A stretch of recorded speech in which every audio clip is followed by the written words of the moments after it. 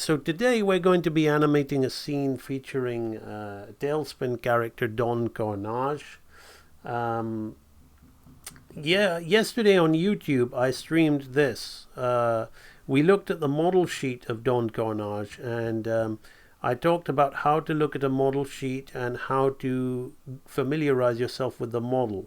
So I just did this little walk cycle. The stream took about 4 hours. We did a head rotation and I did a walk cycle of the character on the stream to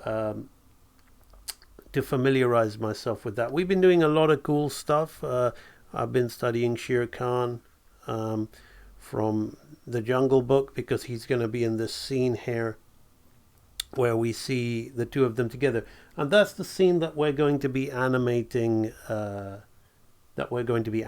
Today. So we're going to be dealing with the Don Carnage character. Lots of other cool stuff. You know, we've animated Baloo here. We've animated Rebecca here like this. We've also animated the two of them dancing together here like this.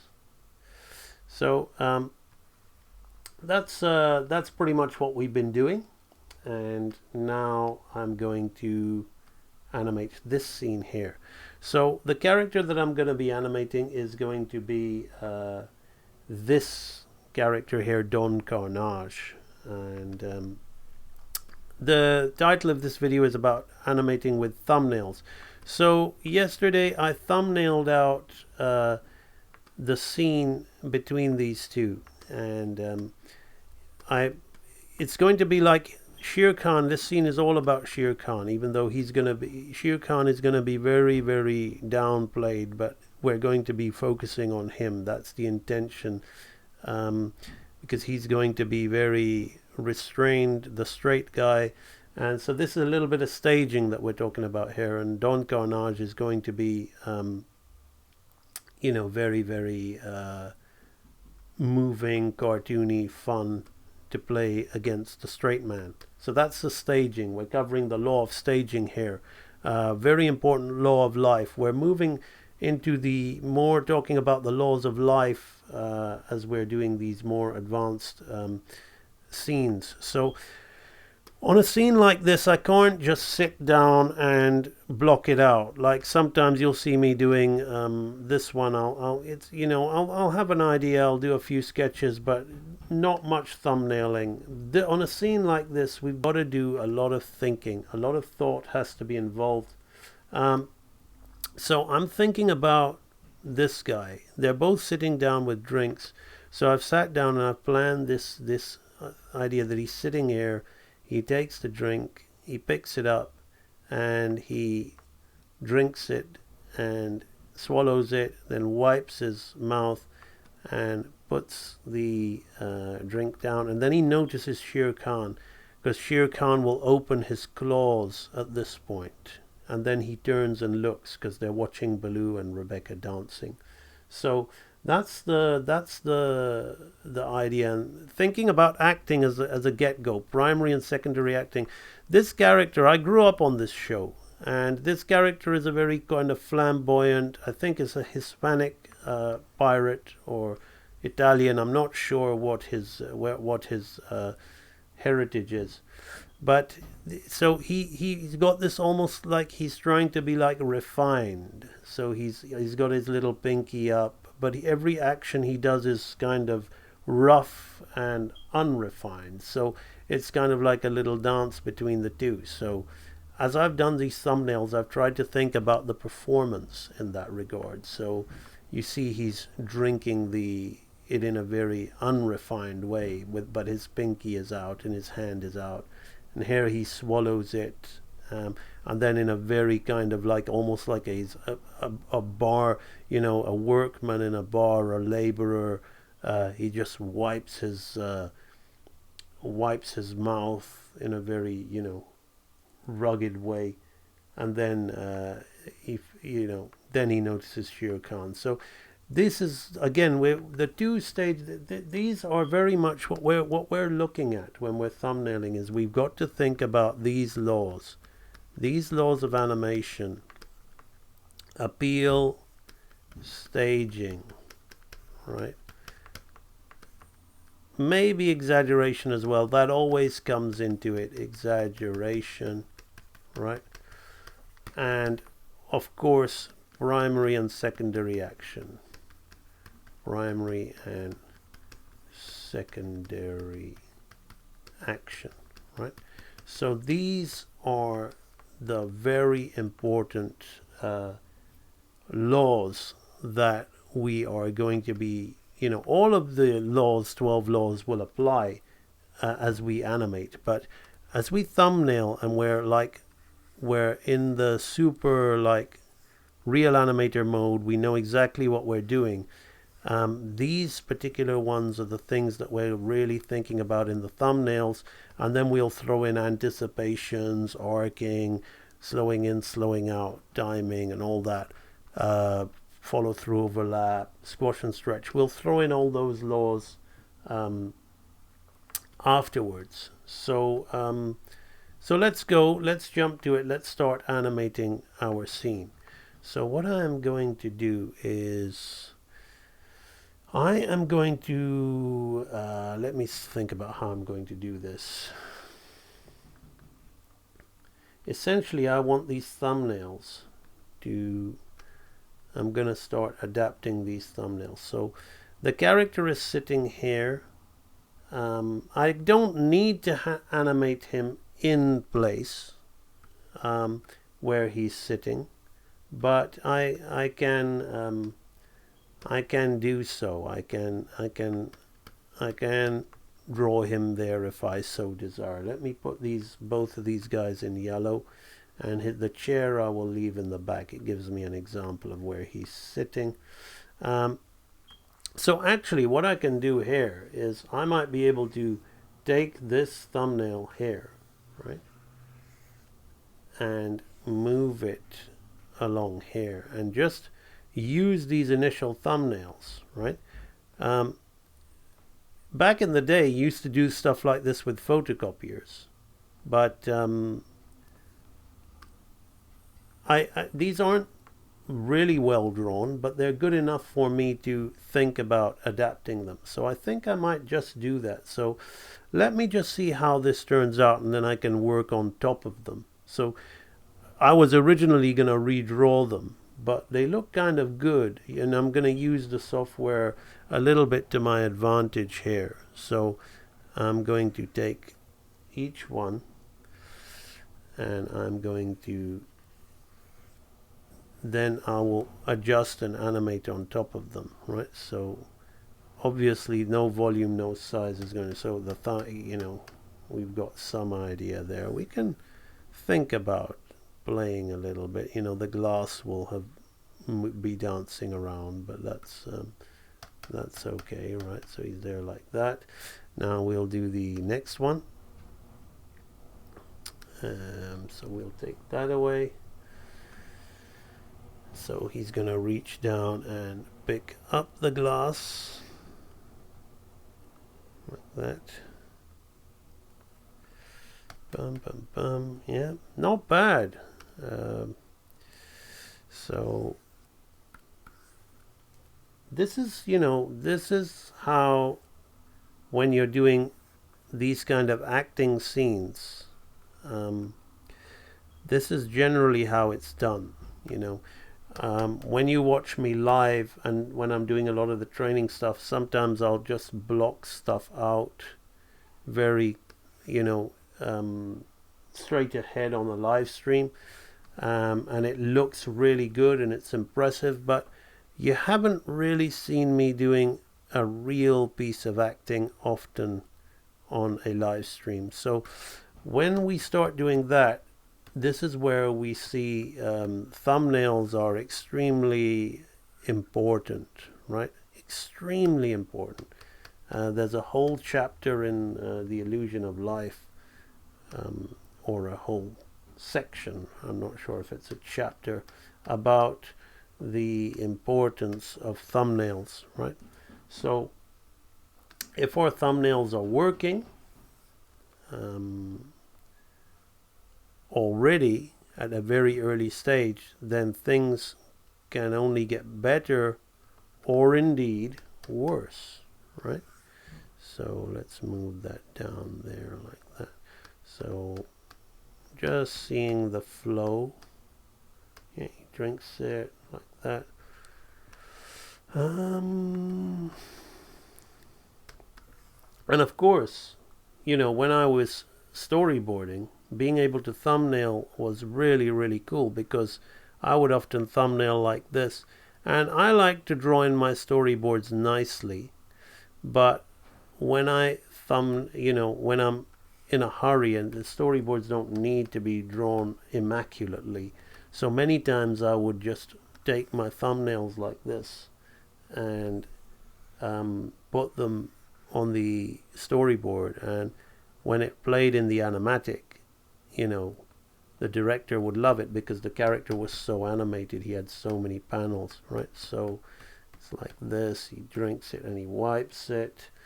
Yeah, this is all animating quite nicely. So again, you can see just how a lot of the groundwork is done at this level.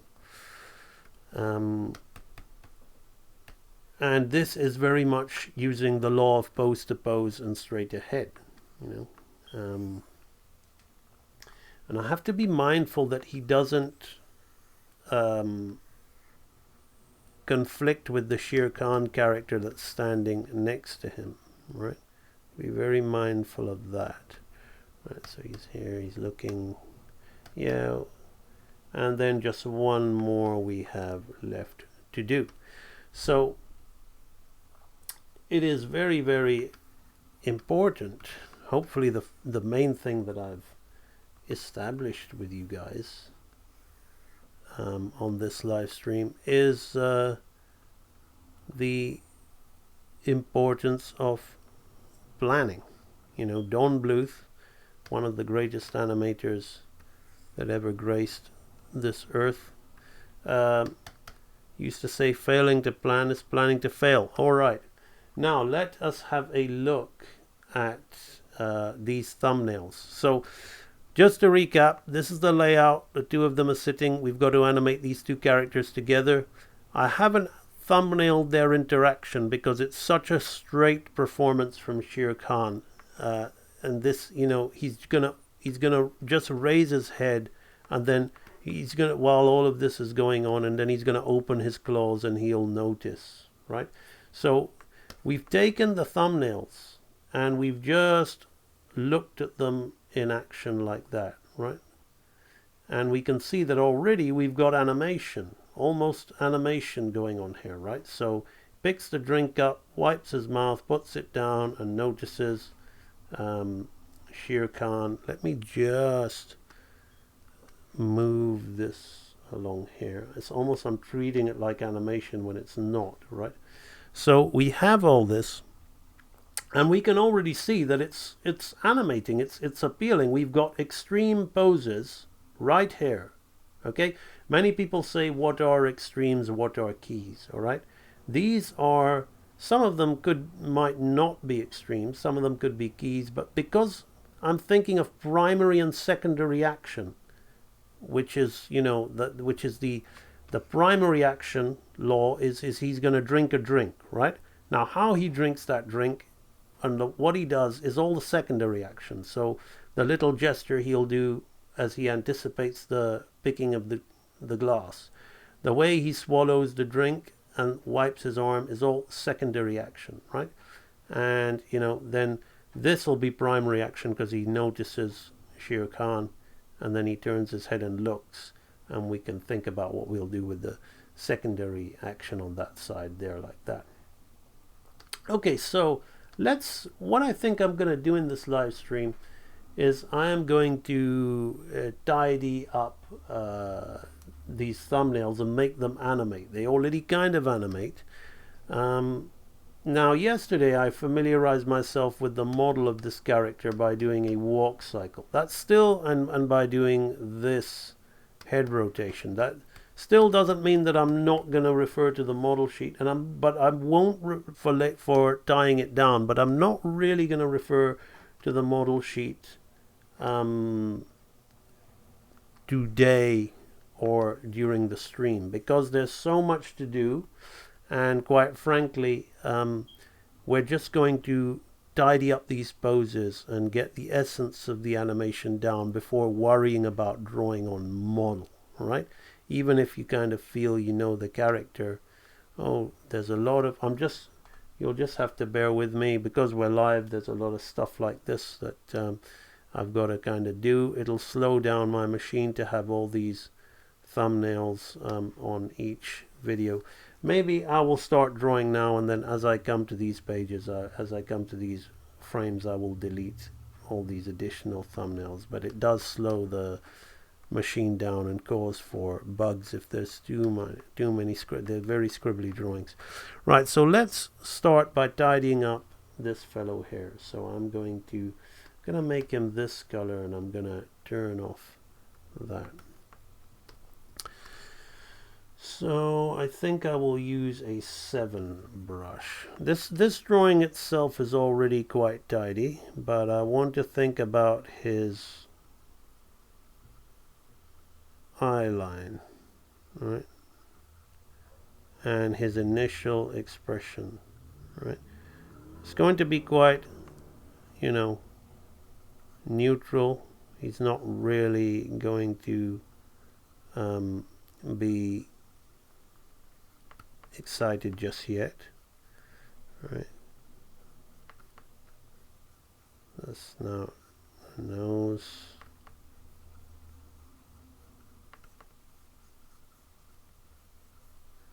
Right, so initially I'm just going to just draw over his head like this. Having you know, being on oh, we've got somebody in the chat. Charlene, good to see you. Ah, someone familiar. I'm doing something a little bit different today, Charlene. So on Facebook, I don't often stream anymore, so my audience is going to be a lot smaller. Now that's fine because I'll probably work a lot faster, but it does mean that I may be a little quieter. So if you have any questions, if anybody watching has any questions, it will, that I can answer, and I'll glance at the chat. I can see that we've got Charlene already making herself known in there. Now I'm not going to worry too much about the model of his jacket or anything at this particular stage. What I will do is put his collar in, right? Because I've kind of thumbnailed that in anyway, right? But I won't worry too much about his jacket. Now, the hands on the table are a big deal, right? Because he's got this huge coat. So his arms are going to be something like this, right? But we have to fathom in the huge folds of his sleeves. He's got massive sleeves. So I'm going to think about how they're going to be going against the flatness of the table to make him sit on that table like that, right? And then I like to save the hands till last, not because they're particularly difficult, they're not, but the thing is I like to see the pose as a whole, and I don't want to get caught up in finicky little details. And the hand is not so much part of the silhouette here. So if I switch off and think about, things like, I'm not going to bother too much with his buttons. We'll do those at the end. His hands. Now he's got 3 fingers and Shere Khan has 4 fingers. So let me think about this, because I'm going to switch from my... So we'll think about the hand pose. The hand will be resting, right? So the knuckle will be here, the other knuckle will be here, and the other knuckle will be here. Then we'll want to rest those hands on there like that, with a thumb here. Bring those down. Probably put this finger over those. We want it to be a relaxed position. That's what we want to think about. So no real going in there and trying to be so detailed, more trying to get a feel for the relaxed position of the hand. We don't want stiff hands. These are the kind of little details that really separate strong animation draftsmanship from the weak ones, because there are all these go-to generic hand poses, and you see them a lot in digital puppetry with rigs that people rely on. But one of the things particularly I like doing after studying the great Milt Kahl a lot, which has certainly helped me up my game, is just looking at the because we're drawing, we can just appropriately fit the character to match the scenario exact. We don't have to rely on any pre-built thing. Right, okay, so that's the first pose here, right? So we've got him sitting at the table there. So now we're going to have these are all extremes. There's going to be a lot of animation going on between these, a lot of keys and suggestions. This is extremely, let me turn that off. This is extremely advanced stuff. So now here I've got to change this a little bit. So I've got my thumbnail here, but now I've got to think more about, his body and making it all work. So here, that's not right, you see, because I'm using the thumbnail. So really, I shouldn't really do this, but he should be sitting back on himself. If we want to think, if I make a pivot point for myself, I'm going to cheat the chair, right? I'm going to just put that feels more right, that his body and legs are here. That's going to help me tenfold in getting this right. Okay, so that way we're not going to have our guy floating around, right? So he's going to come up. Maybe I'll move this further back now, right? That's better. So once I've got that sorted, now I'm not going to think too much about the head, because I'm going to think more about the silhouette of the jacket. So the hands going to come up here like this. Now this elbow is on the table, and we want a bit of foreshortening. Now here I will think a little bit about the hand, right? Maybe open that hand out like that. This maybe we will see a bit of the hand. So from this stage, another thing, what I've learned from focusing on the silhouette, from my complete immersion into the mind of the great Milt Kahl, what I have learned is just how much to think about silhouette more so than anything else, as I animate. So that's exactly what I'm doing here at this stage. So this ear will have to be down here like that. Yep. So that's looking there, and in order to not just distract me, I'm going to do a trace back of this glass. Doesn't need to be animated. I don't need to draw it. I could have it on another layer, but I'm just going to draw it there because it makes me aware of what he's looking at, and it keeps it in my mind. Yes, that's the glass, it's there. When we animate it and tidy it up, we won't draw it unless he picks it up. Right, so now I'm going to think about his expression. So I'm going to open his eyes, and I'm going to keep his eyelids slightly half closed, because I seldom see this character with fully open eyes. So even though he's excited now, he's not necessarily going to be completely shocked, right?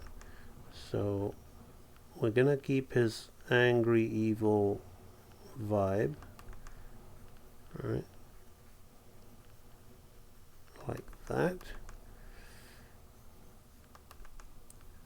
Let's see how long it takes me to make these thumbnails make sense. Well, they already make sense, but to turn them into animation.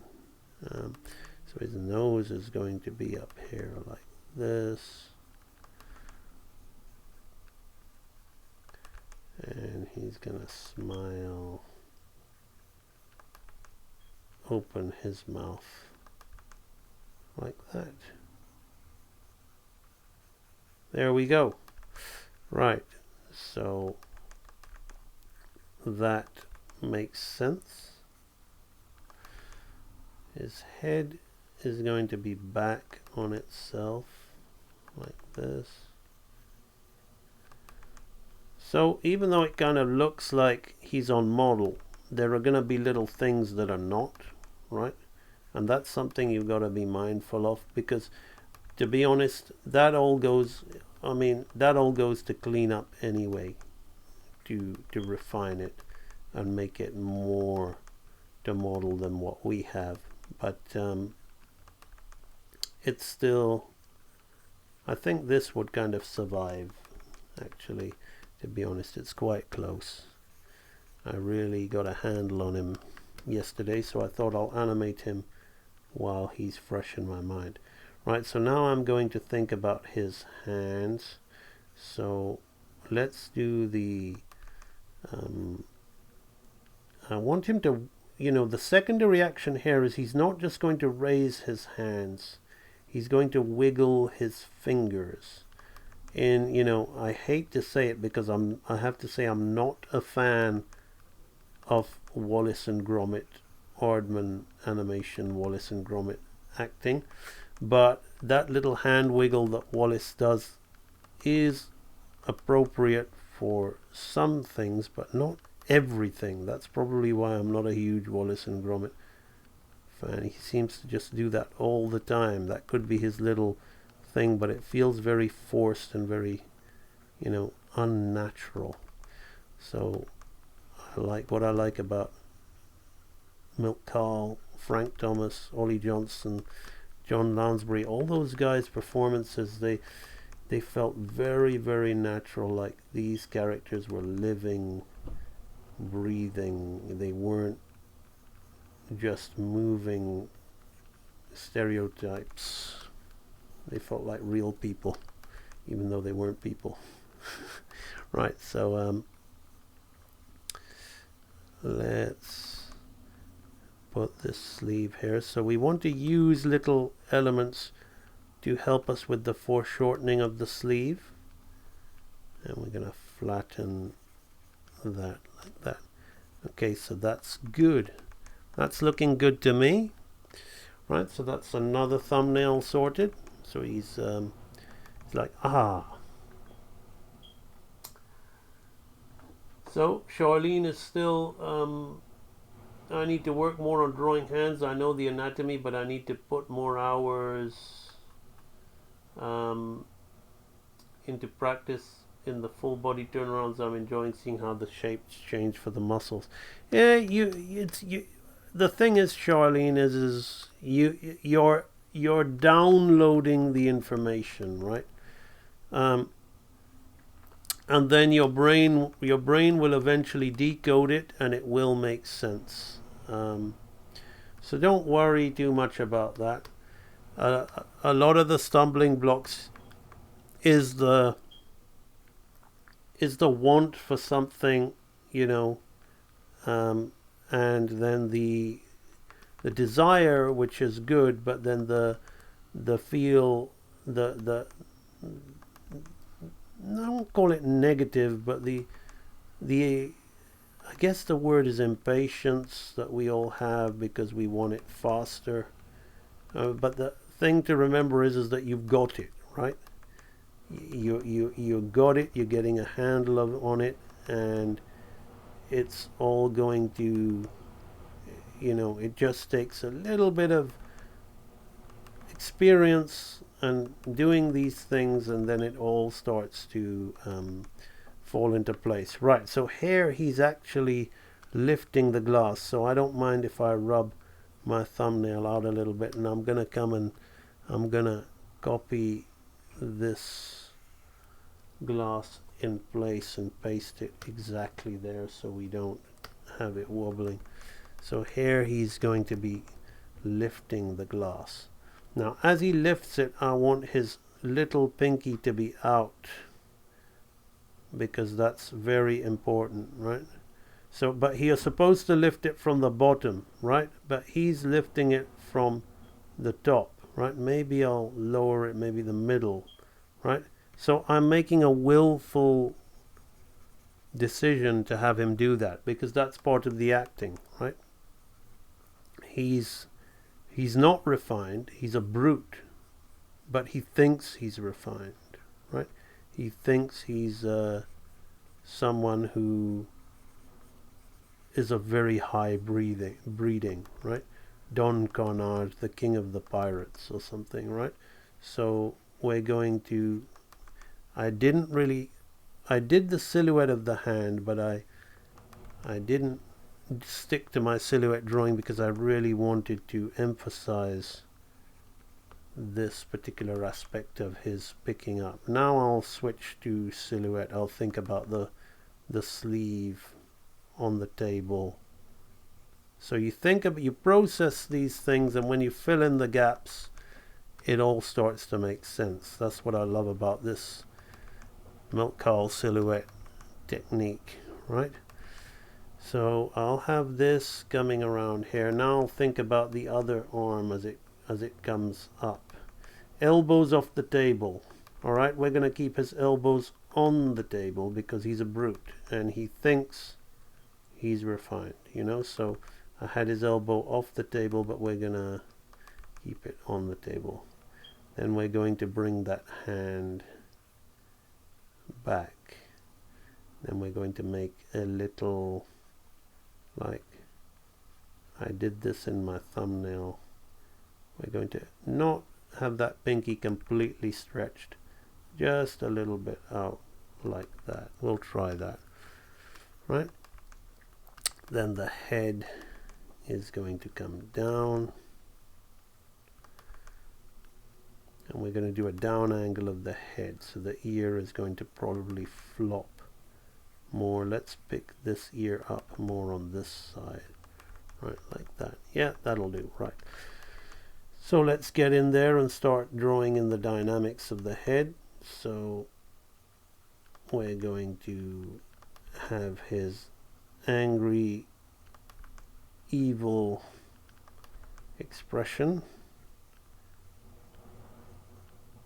as he's a bit of a maniac. I remember, I'm going from my memory of the show rather than rewatching it, because I know if I rewatch it I will judge it a lot more, and I don't want to do that. I used to love this show. So I'm going from my memory, and I could be wrong, but I remember this guy was a real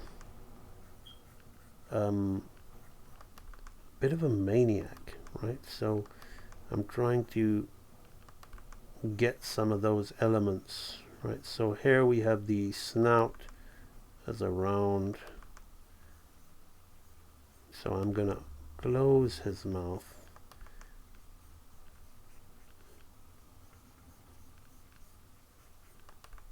and give him that smile.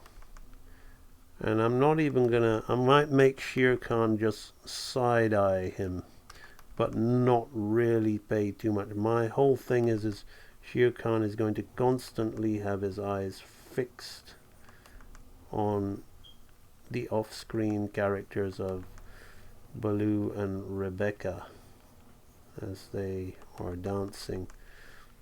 Because even though this isn't a script, this is just my own little fun thing that we decided to do on my live streams using Disney's Tailspin with my YouTube audience, but all you people on Facebook are getting this one today.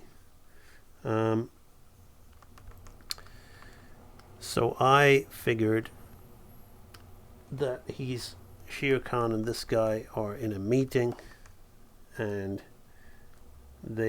he's hiring the services of Don Carnage to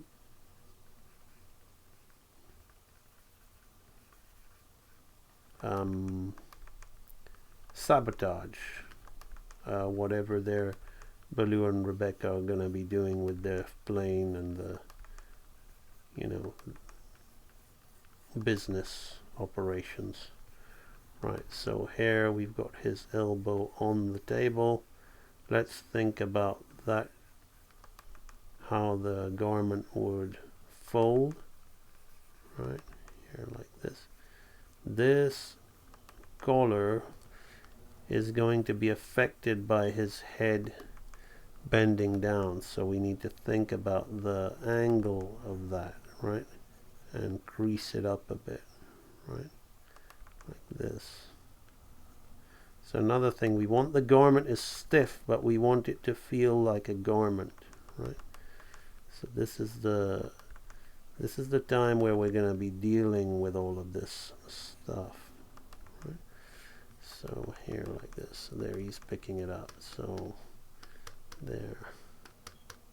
This hand, I like the fact that I've got his wrist back, but I feel it's a little too extreme. So I'm going to change the angle of it. I'm going to have it more up like this. And maybe we're going to have his index finger up instead. We'll put his thumb in. Yeah, so I feel this helps the silhouette a little bit more, you see? So you always got to make judgments like that. I thought his thumb in will be nice, but maybe his thumb out just looks a little bit more like he's going to savor the taste. So these are all thoughts running through my mind as I'm doing this. Yeah, maybe we're gonna have his fingers together. You see how it's like fun? It's like a game. Maybe we're gonna have him like, I love this. Right, so he makes this gesture. Now I remember I made this gesture with you got to be careful with these gestures depending on the culture of the country. Now I remember I was doing an advert for Ruli Meyer Animation Studios for Honey Stars, and I animated this bear, and the bear, everybody loved the animation. They absolutely loved it. The bear made a hand shape like this and wiggled his hand, and I think it was for Brazilian people or Chilean people. I'm not sure where. I think it was a South American country, and apparently that was a very rude hand gesture, and I had to reanimate the scene and make it a lot more blander, but the clients weren't too happy with that. Okay, so now we're here on this one, so I'm going to delete all of these.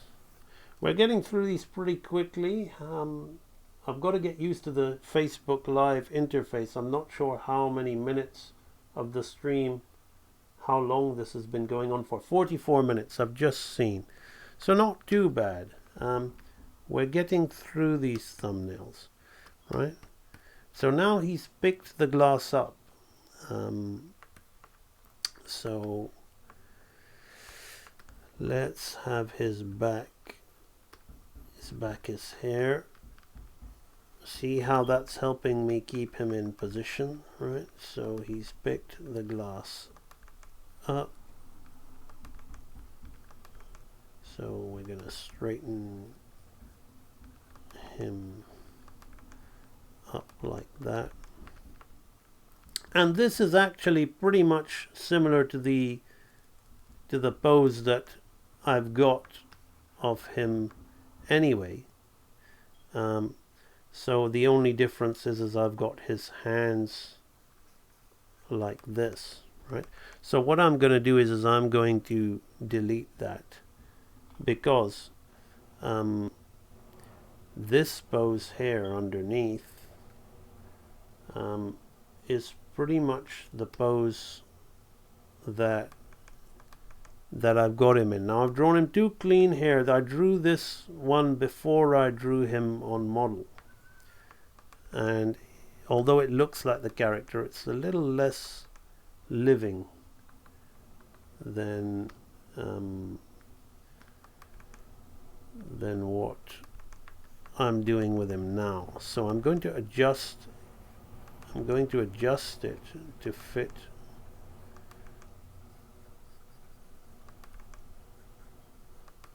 the thumbnails, right? So this is the layout drawing. So again, layout drawings, unless they were for TV animation, but layout drawings for features were never, nobody really stuck to the poses, right? We stuck to the poses.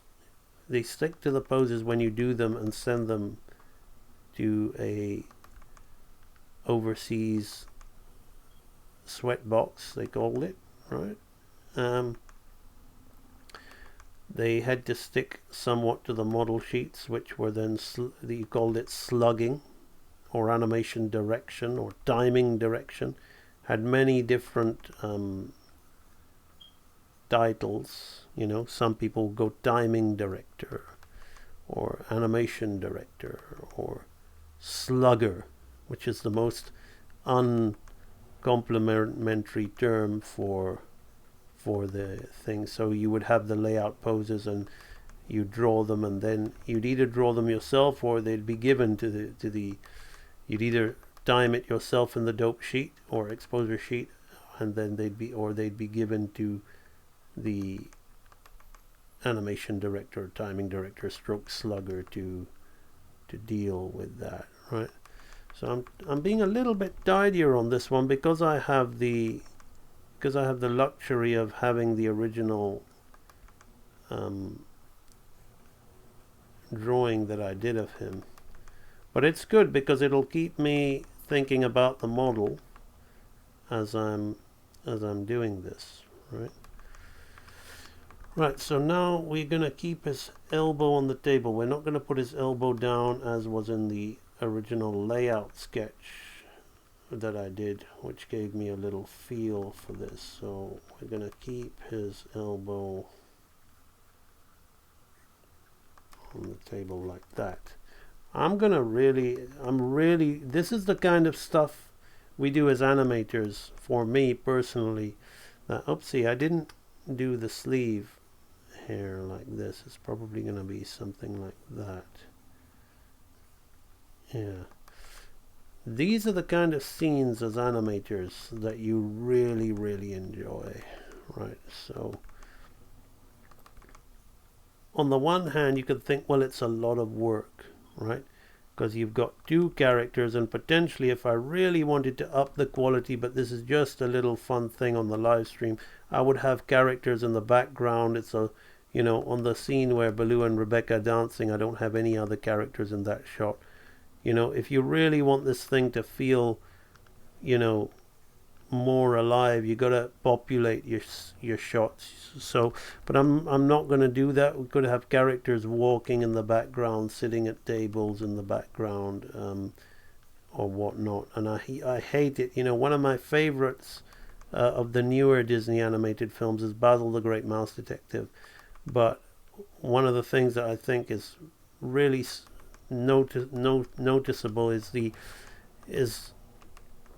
the lack of budget meant that, you know, on scenes where Basil and Dawson are going to the underground and dressed in disguise, and they go to this seedy pub, there's a lot of still characters in the background that just stop the scene from being as alive as it could be. The animation in there is so very much alive. Lovely animation, there was a lot of great people on that film that left the Disney studio. One of them was a guy called Phil Niblink. We don't hear too much about him. He went off to co-direct American Tail 2. Now, I despise American Tail 2 with a passion. I think it is awful film. It has some very nice character designs by Uli Meyer in there, who sort of, in my opinion, filled in for Don Bluth. Probably one of the best possible people who could do that. He's absolute legend. If you don't know much about Uli Meyer, if you haven't heard the name, I suggest you Google him. He's he doesn't do much animation anymore now, but he was responsible for a lot of great character designs in 90s non-Disney movies. And he could animate. He ran a studio in the UK, which I had the pleasure of working for from time to time, doing some commercials for him, helping him out with his pet projects on movies that he wanted to try and get off the ground. Very ambitious man. In fact, I'm going on about him a little bit because he's inspired me. He's inspired me to live life on my terms. As I was a young man, I used to think, why doesn't Uli do all this stuff for Disney? Why is he doing all these commercials? And I would think about it and say, oh, he could easily, that people are always, in fact, he's doing it now.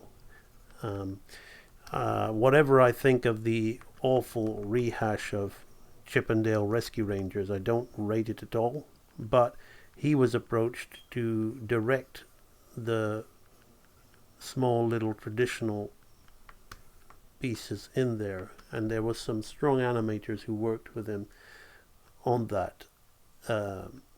So he's doing it now anyway, but for many years he'd spend his own money making his own projects because he loved what he did. He loved his work. He loved his own work more than just wanting to be a service for others. Now, yes, perhaps some of those things never saw fruition, but I still think everything he did was worth it. Just that's the way to live life, as far as I'm concerned. So I'm going on a bit about it, but I guess what I love about it now is like I understand. Now I'm pretty sure he won't be watching my live stream and listening to me, but if I ever met him again, I would say to him, I understand, because that's the way to live life. Back when I was a youngster, it was all about Disney fanboy, hero worshipping, good people, but actually as I've advanced a bit more, I have to say perhaps some of them are just average, to be very honest with you. That's my honest belief. So as I've grown and evolved myself, I understand completely where he was coming from and why he did the things he did. But anyway, Phil Niblink left Disney to direct those movies, and he worked on American Tail 2 and stuff like that. And he made his own full animated movie just himself in his house. Insane. He's another guy who I could be inspired by, I guess. I love these people who just love their art and want to create their animation for the sake of their love for it. Okay, so I spent a little longer on this drawing deliberately because we've still got a lot more thumbnails to get through, right? And while they have appeal, I don't want him floating. The whole point of this is to have these guys kind of, he's grown a little bit in size here, and yes, but as I said, we'll pull these guys onto model when we tie it down. This is the first initial adaptation of the thumbnails, right? So I don't want to lose the drawing too much, right? So this one, let's get rid of that.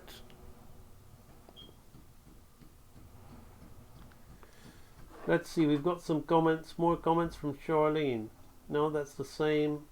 Charlene is still there. I wonder if Charlene's still there. I know that she has a lot of family stuff to do at this time of the day when we stream on YouTube. She's always ducking in and out of the streams.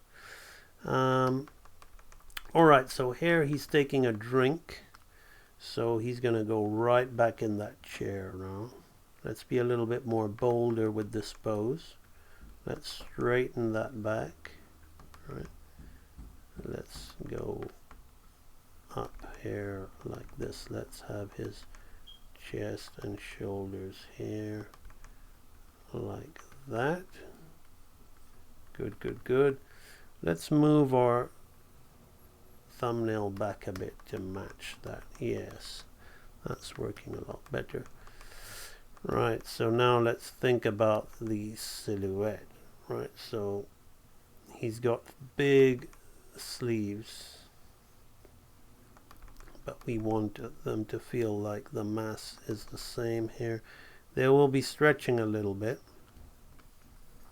So all of this stuff is important to get in the silhouette. Now we want his pinky raised. That's the thing, and his hands holding the glass. We're going to exaggerate the reverse end of the glass. You know, that's the law of exaggeration. You know, when you do these things, don't think, oh, is it the same size and would it be the same size? Look, that's important, but you want to create an illusion, and the law of exaggeration is there to accentuate certain things, right? So I'm really thinking about that pinky and the steps of the hands and the thumb as he drinks. I'm really thinking about that hand shape before I draw it in, right? Now we're gonna have the sleeve, which is then gonna cause a ruffle in his jacket. So we think about all these things at the early stages. Yes, the thumbnail kind of has suggested some interiors for me, but it makes the process easier. Now I'm going to think about the harmony between this side and this side, right? So I got to think I'm going to have his elbow still on the table, right? But it's going to pivot around here. Now we want there to be some foreshortening because we don't want this thing to be flat like a 2D puppet, right? So we're going to put that out here. Now I'm going to think about exaggerating this hand pose a little bit to make him feel more like he's, you know, he thinks he's so dignified, right? He's anything but. In fact, that's what makes it so funny, because Shere Khan is the dignified one next to him, right? Which is really gonna make this scene have all the comic appeal that it should, right? On a scene like this, right? So think about that. Think about just a little bit about the fold in the hand, not too much. We don't want to get too caught up in this, right? So the collar will be back here like this.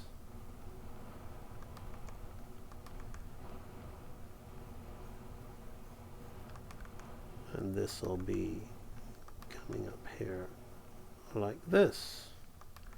Right, there we go. So he is leaning back like that. Now the head. The head, this is a tricky one, but we'll get it. So his Calvira, his skull, top portion of his skull will be here. His eyes will be here. We're going to think about him closing his eyes as he drinks, but we're not going to worry about that yet. It's the snout up here, and I'm gonna really open his bottom jaw and turn it over to the side a bit, right? Like that. We're gonna see how that works. So this, we want the perspective of his mouth. So this is like that. I'm going to turn his tongue here. I will revise the head a little bit as I do this. I'm just getting a feel for what we want to do with it. The ear will be back like this. Then his neck will be here. Alright, so I'm going to get rid of my rough, and now I'm going to start drawing accordingly. I may have to do this drawing just once more, not now, and maybe once, tidy it up a little bit, because I want this head to read, right? So I want to play with his mouth shape. I want to have it come up but smile like this, right? Then we're going to have it come down but lean over to the side. So I'm gonna use a curve here like this, right, to indicate that it is, you know, drinking it up over to the side like that, and I'm gonna play with that, right? So this is going to curve in like that and out like that. Sure, there we go. That'll be the other side of his mouth here like this. A little bit of his teeth, and we're gonna have his tongue out there like that. Perfect. The drink will splash and gurgle in his mouth like that. Yes. So now I'm going to put a little bit of stretch on his. I'm going to take that line away.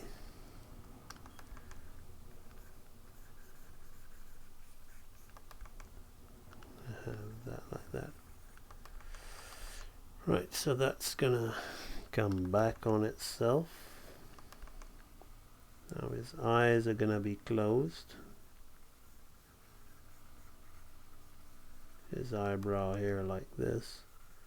His other eyebrow like that. His ear is going to be back.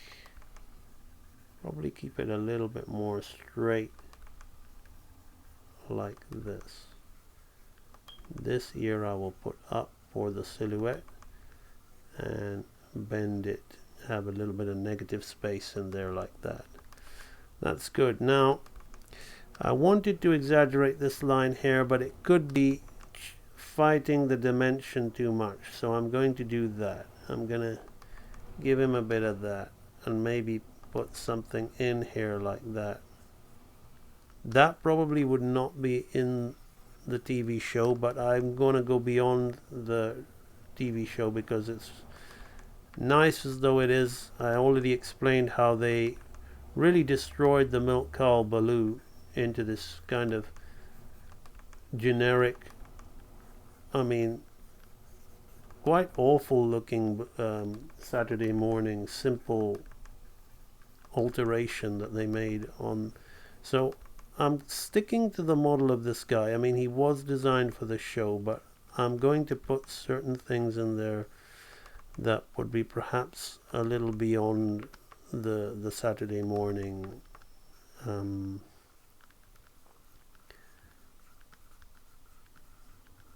level of drawing. or animation, which this whole thing is, far beyond that. Alright, so yeah, that's looking good. Now we need to sort out his sleeve hair. So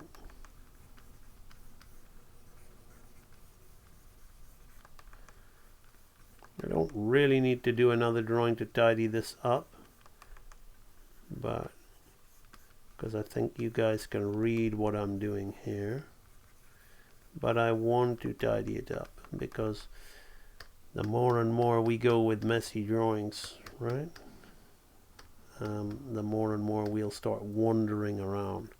Now I'm going to change this hand. I liked it initially, but I don't like it now.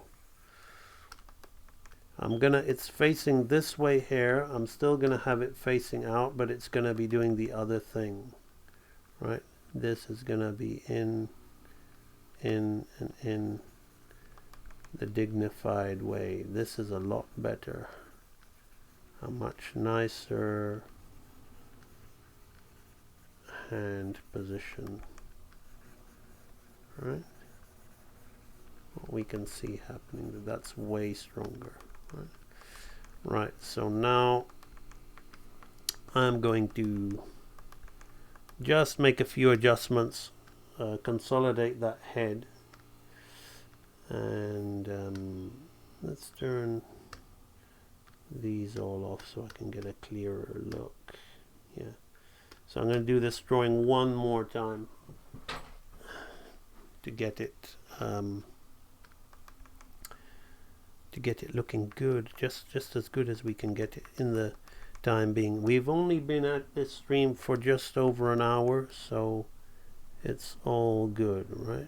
So first and foremost, I'm gonna have a look at my silhouette, right? So we've got the eyebrow here, and the ear will be like this, right? Maybe this ear could be still a little bit higher, like that. Let's cut into that. Now this is where we're kind of losing it, so we're gonna put more mass down here. We're gonna have some line in here like that. That's perfect. Now we're going to probably increase the mass of his head on this side and have that come there like that. That's better. Right, let's go in and do this. I'm gonna keep the things that I was originally intending. So he's got his,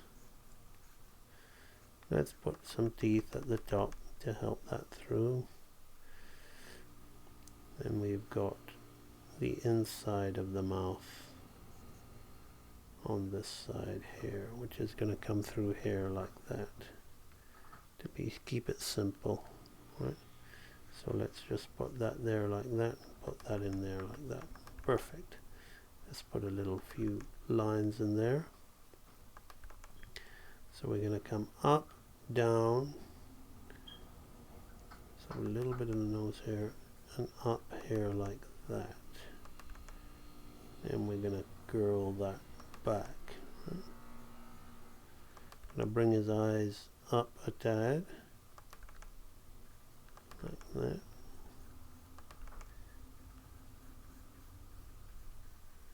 There we have his eye mask, which is there like this. Done! There it is. That's his head looking back. So now we can just burn through the rest of it. It was mainly the head that I wanted to get a handle on. I'm going to make these shapes a lot nicer. Let's exaggerate that. That will come up like that.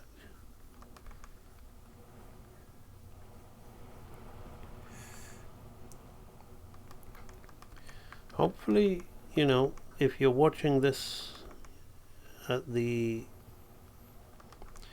on the restream, not restream, but on the wall, you're getting value and you're enjoying the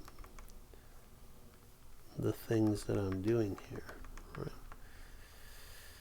I'm gonna see how many drawings I've got left to do.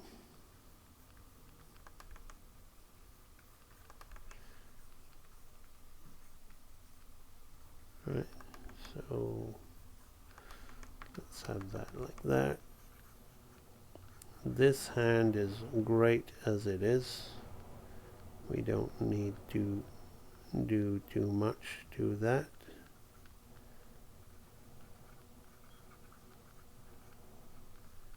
You can see that also when you're an animator, a real animator, and you're drawing your animation,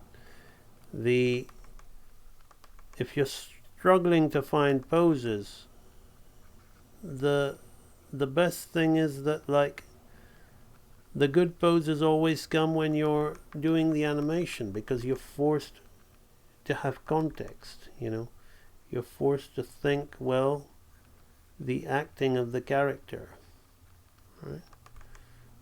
What would he be doing, right? So I'm really getting into character. I'm asking questions about why his hands are making these positions. They're not just making these positions just to be a pretty drawing. That is an effect of the cause of it all, but they're all playing their parts to suggest. Would this be tying down the keys? No, not at all, Charlene. I'm just getting my head. I'm kind of doing. Depending on your level of animation, it's like how good you are, how fast you are. Like, I tend to work fast and I tend to work fairly clean because I scribble a lot at the beginning and then I work like this, and then I block out the whole thing with these kind of tighter extremes which are still rough, and then this is not dying down. Some of these may be close to tie down, but these aren't really tying down as of yet, because this is a very complex piece of animation. Nice as though this drawing is, if it was not gonna work, I would take it out without hesitation, right? I know it'll work because of my experience, but this is just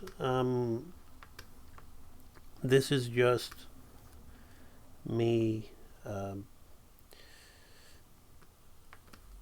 being me, animating the way I animate. So, but I would not, this is not tied down. Some people would say, oh, that's tied down. Yeah, that's tied down. He's talking shit. Some people from the industry may say that, but I'm telling you that if I was going to give this to an assistant, I would put more details. I would revise the ruffles in his jacket. I would strengthen the drawing even more. It's my scene. I don't want it to be subpar, right? So it's and you can't blame your assistant for that. And as I'm doing it with no assistant, I'm gonna be making sure that I can get it as good as I can get it. You know, I am kind of rushing, just knocking it out, but still, I'm at that stage in my life where I feel that even when I do stuff, it works and it's good and it's really good, and I don't need to think too much, right? So here we're gonna have he's gonna hold the glass. Now his elbow is not gonna be on the table. He's gonna do his false refinement. He's gonna somehow unconsciously be dignified in this pose, right? So he's gonna have the glass here like this. He's still gonna have his pinky out, and he's still gonna be, his fingers are gonna be here, his thumb is gonna be here, right? We're gonna see how that's gonna connect, right? And the glass is gonna come down here like this. I will check this glass with this. Yeah, that's practically to the size. So now this elbow is still going to be on the table, and the hand is actually just going to straighten a little like this. It's going to bend at the wrists, so it will be more pivoting here. Need to watch it because we're going off the frame right now. I can always reframe it, but that's something that you need to think about, because I have the luxury, this is something I'm making up. But if you're animating this yourself, maybe I don't think he's at the edge of the frame. If he is, that's a little too cutting it too fine, so I think I would reframe it. Even if I was the director, I would go and talk to the director and say, look, this framing is a little tight for Don Carnage. Can we alter it, right? So we're going to play with that. So we have something like that. Yeah, good. So we can see how we're really building on these thumbnails. So now let's put his head here. We don't want him to be too high up, but he's going to be a little straighter. He's going to be here like this, and he's going to be savoring the taste, right? It's a joke because he doesn't know anything, right?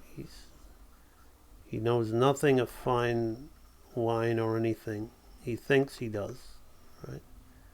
But he's going to be savoring the taste to himself. Not bad, that kind of expression.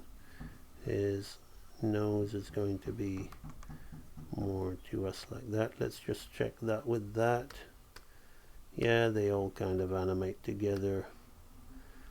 This and this. Yeah, it's all good.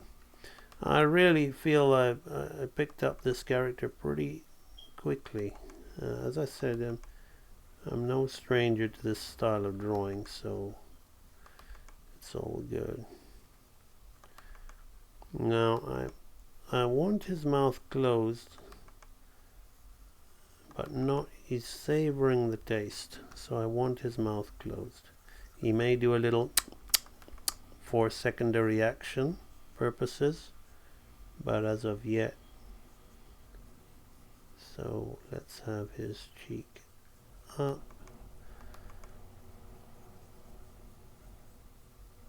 It's gonna be pretty much like that.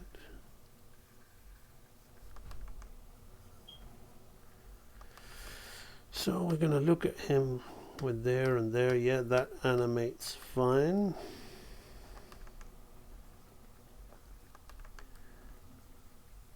And again, you see, I may not bother locking down this drawing as much as the previous one, because it's an easy one to come back and adjust. So there are reasons why I spend more times on some drawings more so than others. So let's just do the silhouette of his muzzle here. Do you see that's working? I will lock it down anyway, but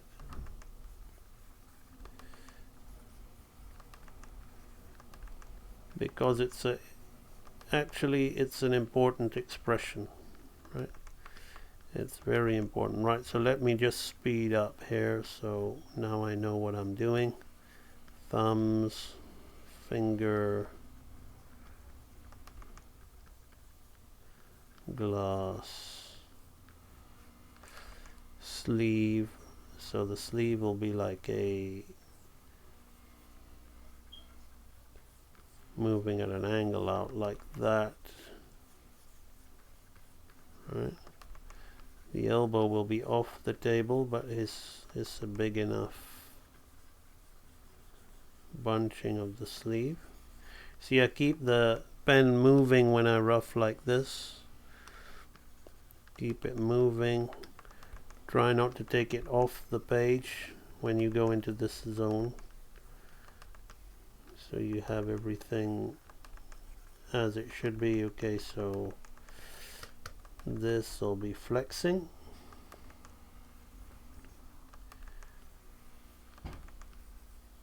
More or less just like that.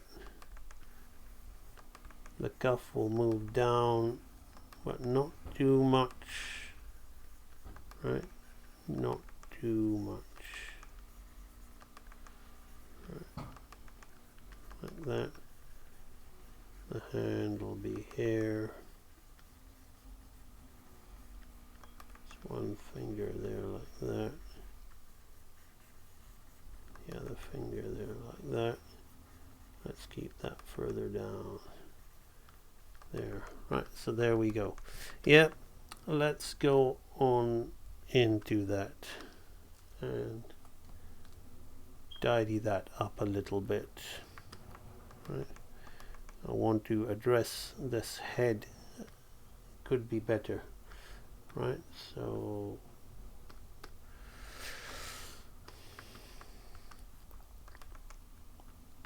let's go on in there. Let's lower the muzzle for starters. Right.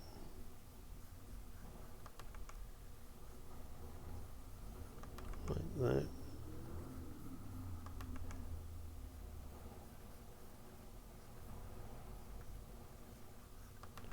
Let's bring that in.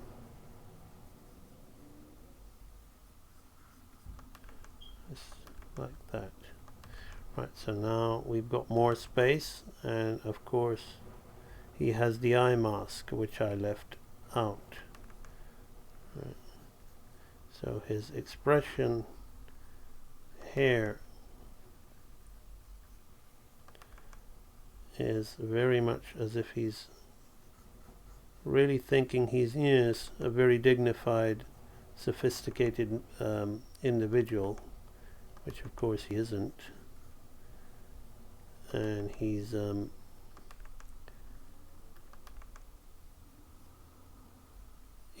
kind of imagining, oh, did it taste good? Yeah. Was it to my satisfaction? Right. So every one of these frames is a destination point when you're doing these thumbnails, particularly on an advanced piece of acting like this. You really, when you make the drawings, you have to really feel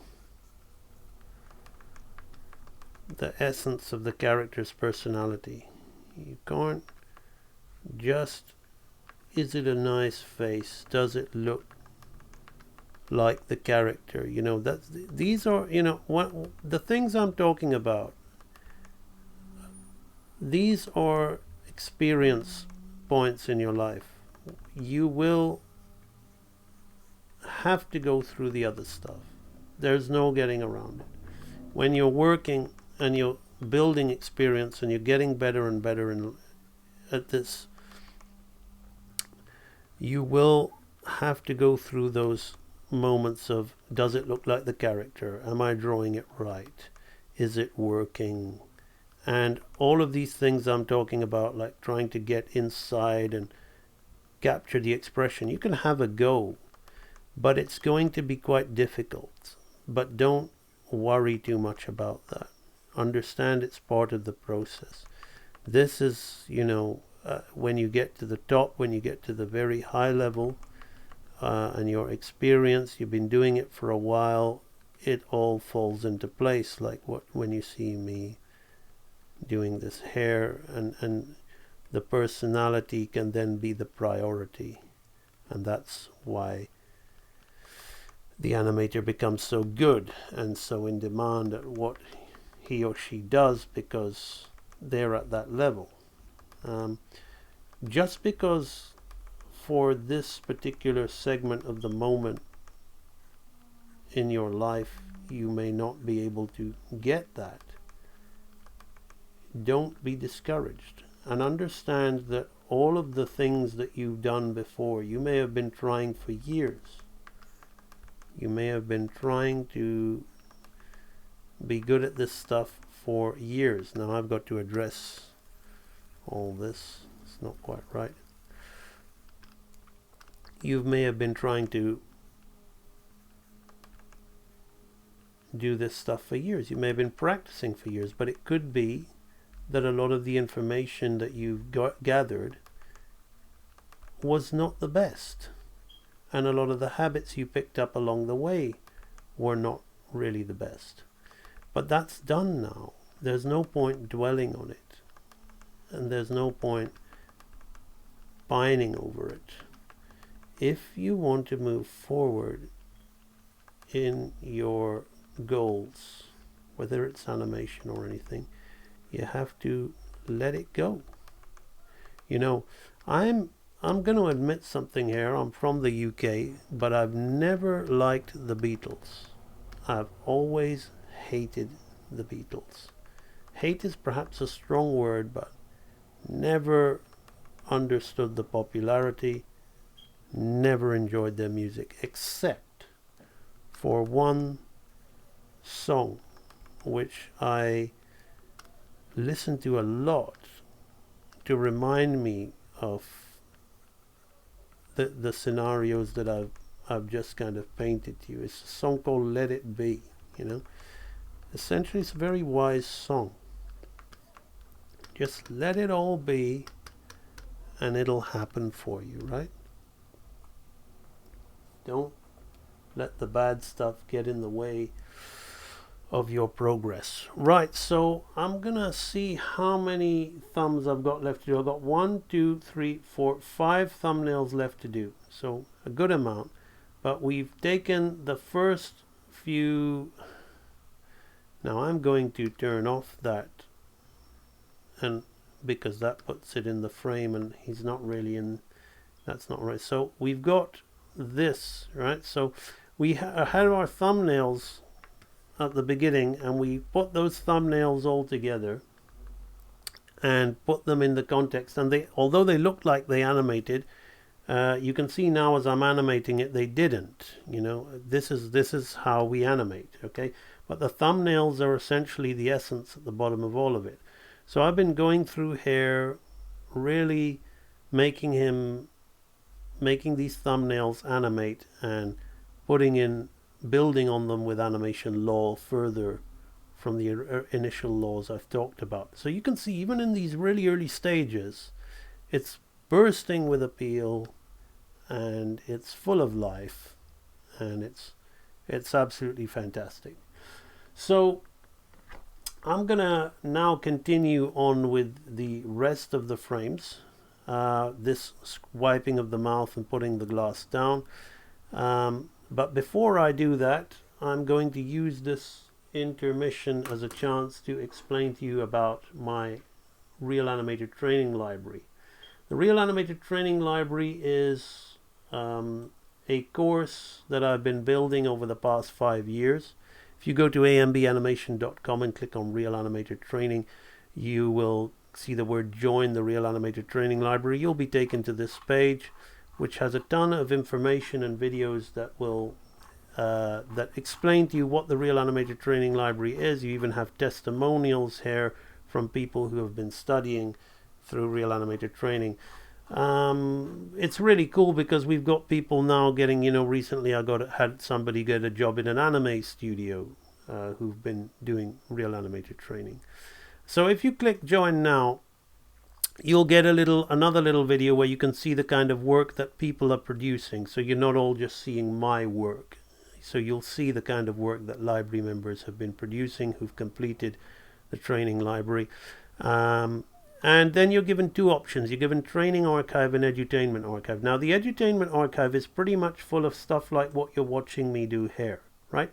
I'm basically giving you a very nice demonstration and seminar of animation, but I'm not really training you or really telling you how to get to this level or do it. It's impossible to do that from watching this video. It's very inspiring, it's very motivational, but you're not really getting, you know, the same as this. You can watch me doing, it's like this, you content, which is like my live streams. You watch me do all this kind of stuff, and I explain things to you, but you're not really getting trained. You're not really grasping it. So that's what edutainment is.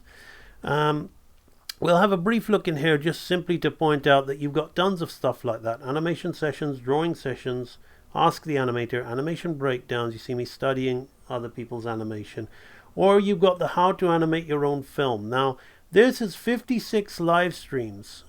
Over 56 live streams, we animated a film from start to finish to this level. So the live audience suggested the characters. I designed the characters. You watch me design the characters. You watch me do the breakdowns. You can see the whole little film here. It's we animate this whole thing.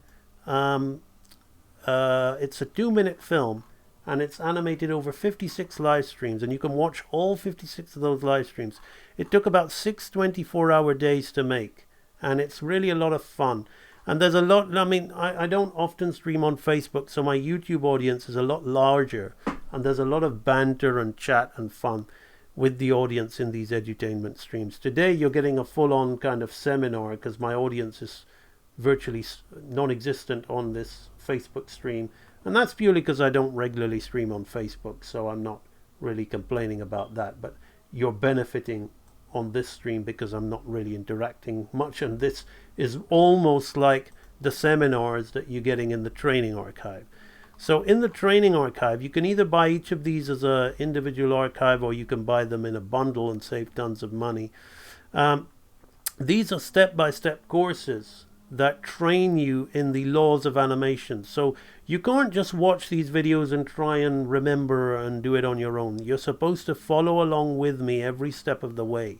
So in the basics archive, we cover the 6 laws of movement. We use a bouncing ball, a swinging pendulum, and a stick figure to cover the laws of timing, arcing, slowing in, slowing out, pose to pose and straight ahead, follow through, overlap and drag, and solid drawing. We do throw in a bit of squash and stretch with the bouncing ball, but that moves, you'll do more on that in the laws of life in the intermediate section.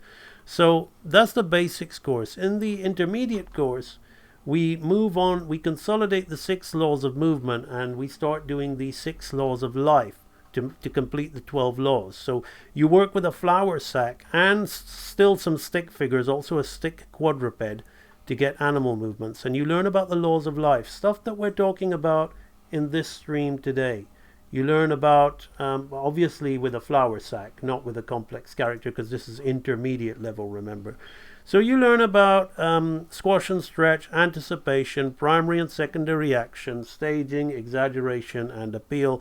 And you go through all of those through these, you know, there are various videos in here. So it isn't just, so if we look at follow through, overlap, and drag, oh, I'm not signed in, so I can't access the content. How strange. Okay, never mind. So if you look at, if you go in here, there's a number of videos. So these aren't just single videos. So you're getting something about 50 hours, 36 hours, 36 videos, 50 hours of content in this archive for you to follow along with. The anatomy archive is where you start taking those 12 laws and you apply them. So here you see me using another person's character. I'm drawing to model. Okay.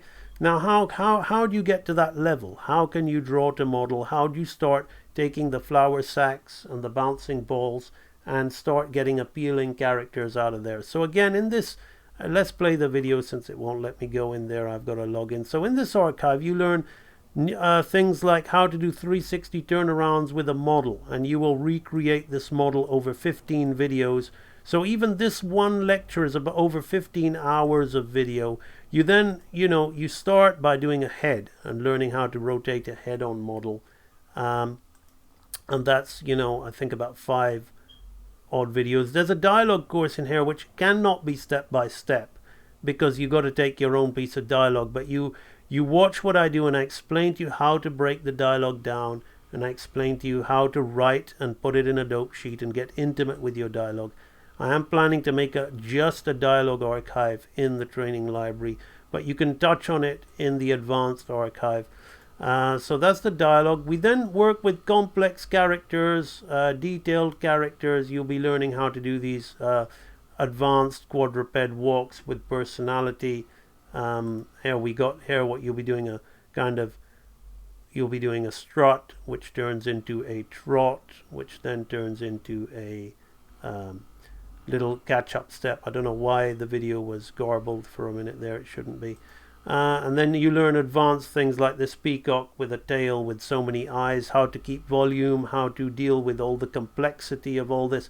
So the advanced archive is very, it's very advanced. So these are step-by-step things, and it's very foolish if you were going to buy these archives individually and ignore the order. So think about that if you're serious.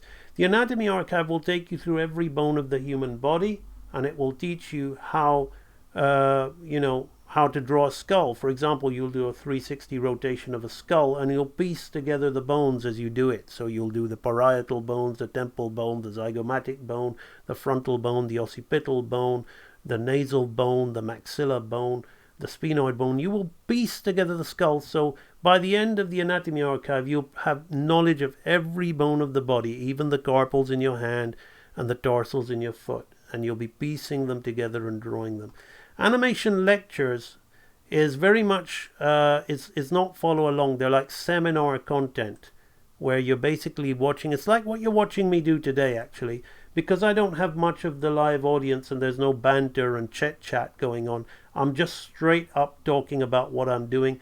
I am giving a few opinions about the industry and all that in there, but with these are more like seminars where you can watch real hardcore stuff. Like as I'm doing scenes for my film, I'm explaining to you how to make a character walk and then layer on top of the construction with anatomy, what happens to the pelvis when the character walks and all these kind of things.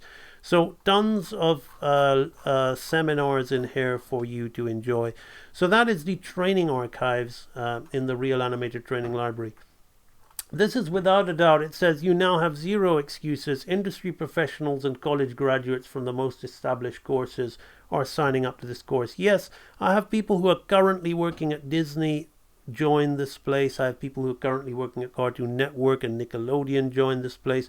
I have people who have been to CalArts who've paid over 180K for their degree, feel that they still need to learn and join this place. And I have people who have learned from the legendary Don Bluth from his university and paid around 10 grand for that. Come and join this place. So this place is arguably, the world's best learning resource in the craft of hand-drawn animation. And you can get all of these for the price of a child's Christmas present. They might seem a little costly if you're thinking about one lump sum, but you can break it up and get individual archives. But it all at the end of the day adds up to the price of a high quality iPad with a pen or a keyboard and a few other devices, or a mid-range gaming laptop. Okay, so that's something a kid would get for Christmas if he was a good boy, and you're getting the kind of animation training that people dream about. So anybody who conflicts with the price, I'd like you to just read the name of this library. It's for real animators. It's called the Real Animator Training Library. And before you can start becoming a real animator, you got to get real with your priorities yourself.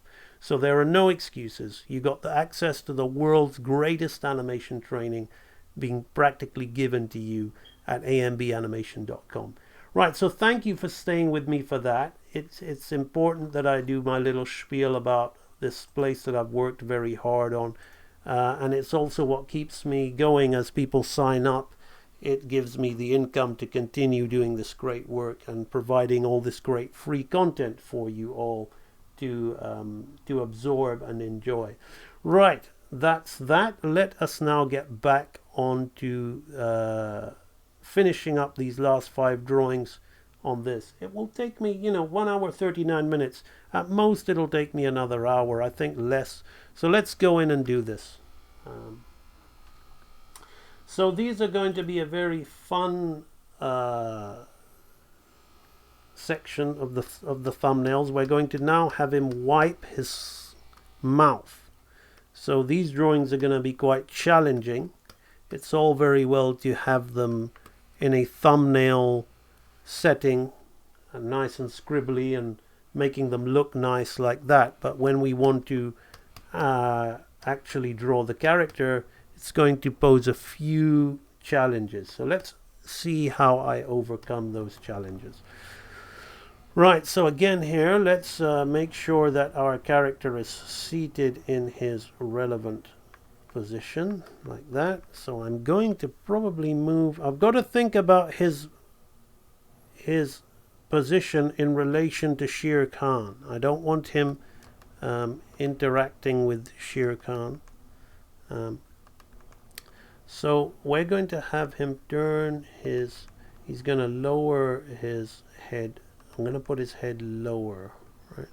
Have him lean a little bit more down, right? Then he's going to have his elbow go on the table here. Now I do have to think about the placement of him in relation to Shere Khan. We can have him overlay a little bit, but that's fine. We want to keep enough negative space between the two. His pinky is still going to be up as he is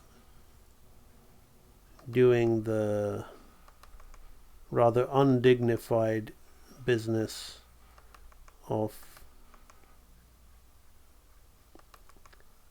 wiping his mouth in a very brutish manner after drinking from the glass, right? So we need to think about the hand shape there. We need to think about that. So again, I'm still working very much in silhouette here. Thinking about how I'm going to pull this off and how these poses are going to relate. And also thinking about the space between him and the other character. So these are what I mean about the challenges, particularly when you're animating two characters and not one, right? So let's go lower with his shoulder here, like this. So we'll go lower there. Now I'm gonna have to throw in a little bit of anatomy, as we're gonna have his shoulder come up and his arm will foreshorten, his elbow will come down, and his wrist will be here like that. Maybe I can think about putting his finger in the negative space there. So you see the silhouette is super important to sell the action, right? So he will have the cuff, which is going to interact with his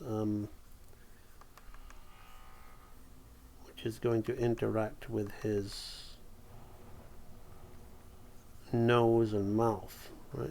So we need to think about those things.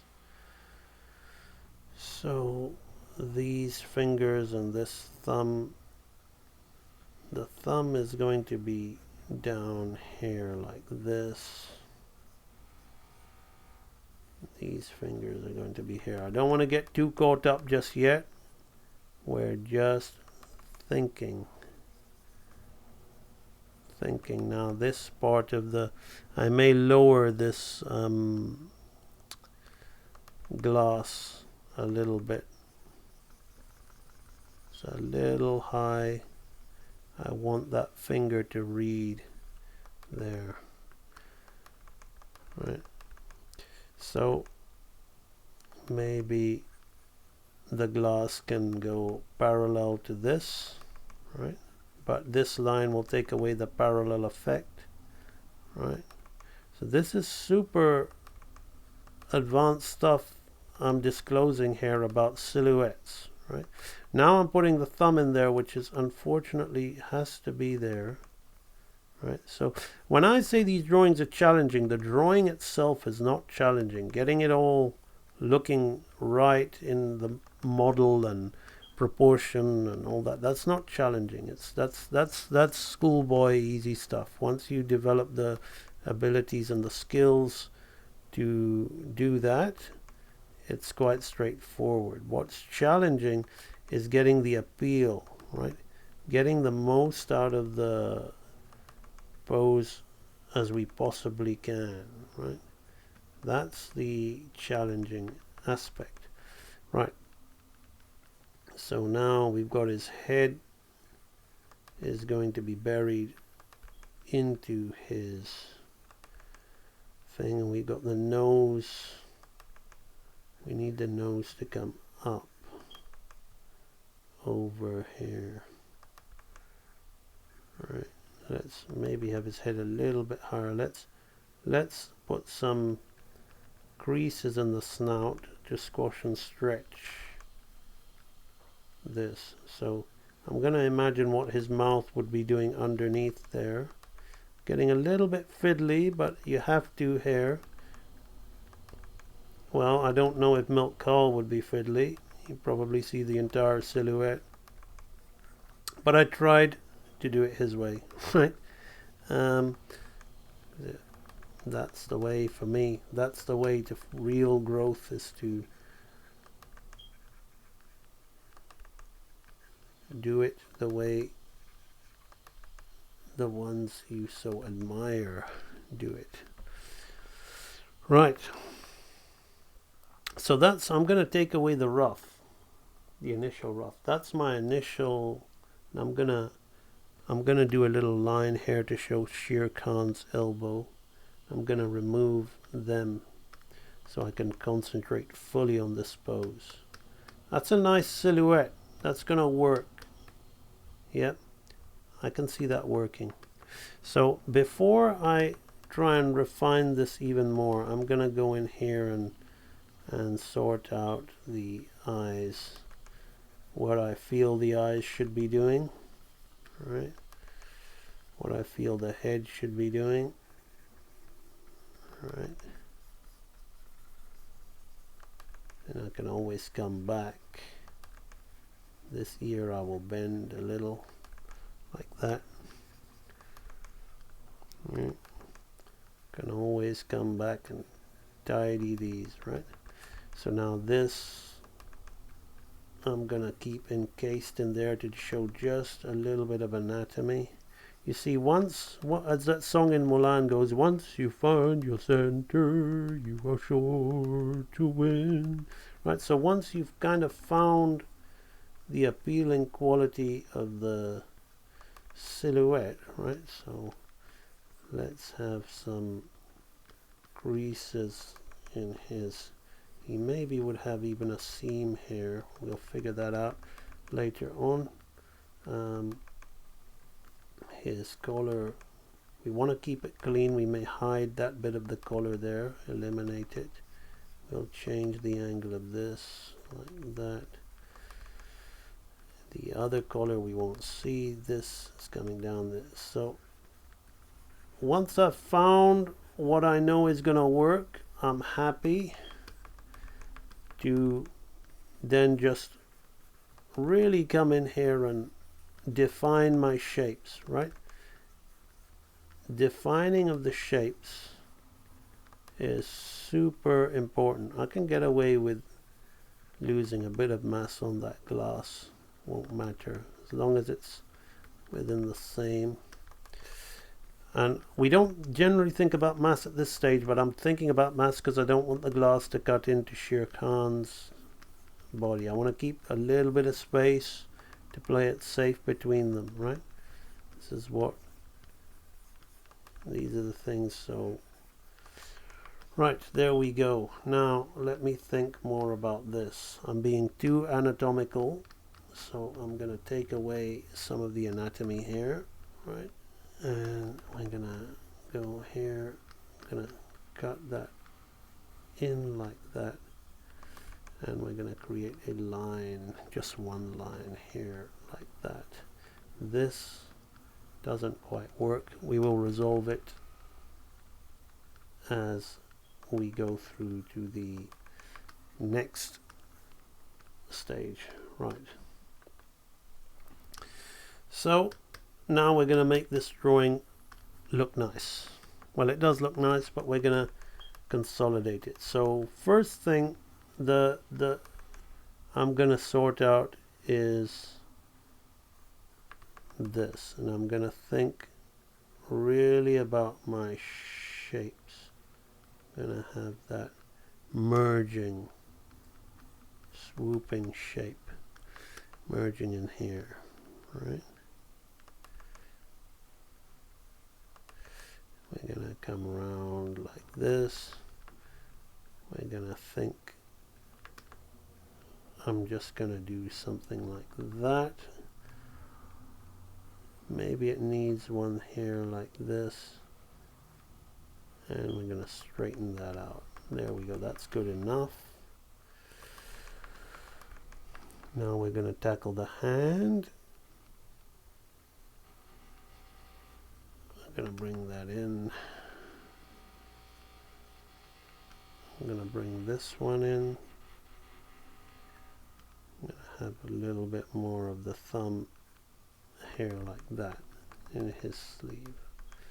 So his sleeve's a bit bigger here, but it's okay. I want to have it a bit bigger. Perhaps I'll tone it down a little bit because he's using it to wipe his face, and we want to accentuate certain things. That's the law of exaggeration working in harmony with the law of appeal, right? So it is an intentional gain in mass, right?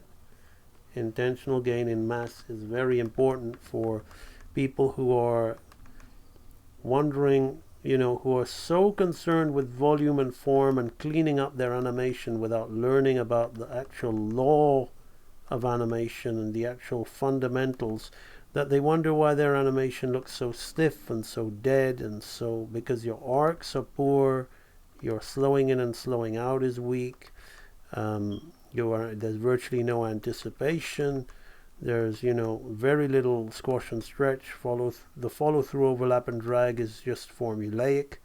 So all of these bad habits that you perhaps picked up and just assumed and now it's all about the drawing, it's a very dangerous approach to anybody that wants to be what I call a real animator.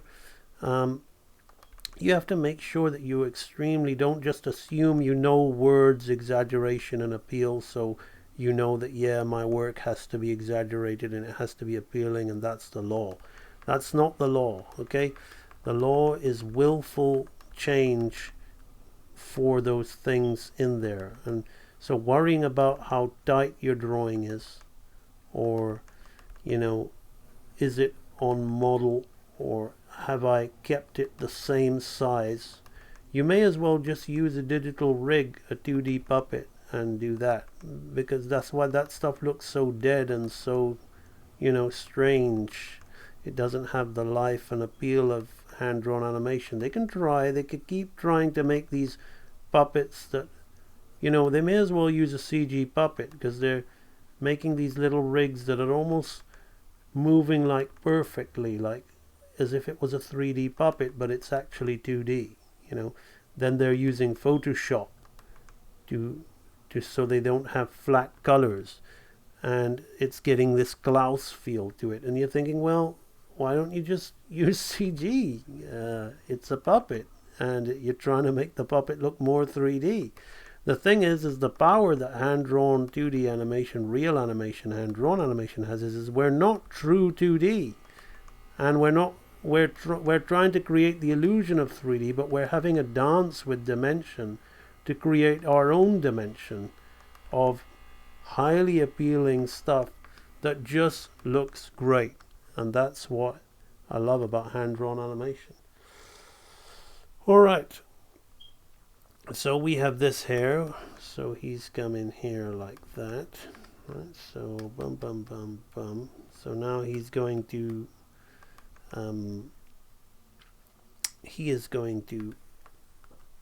wipe his mouth. We're almost there, only 4 drawings left to do. and we would have adapted all our thumbnails, all in, you know, this has gone on for 2 hours almost, so, but not bad. These are some really nice, nice thumbnail drawings. I'm going to, when I put the onion skin, I'm going to go no next panel because I don't want to see that. Right. So here we have to think about our positioning like this. Now this is pretty fortuitous. So as he turns his head away, I want to put a bit of torque and twist in his body, right, like this. So we're gonna play with his shoulder angle. Bum, bum. Let's see, is it in line with that? Is it in line with that? Yes, it is. Right, so now we don't want his hand to be all the way out. We want to keep it subtle.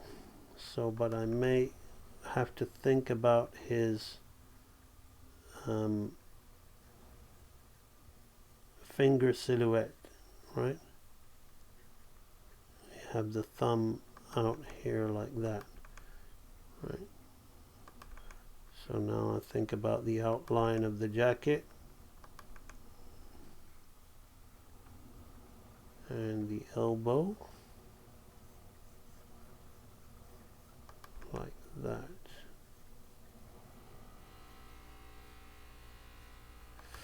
Boom. Right.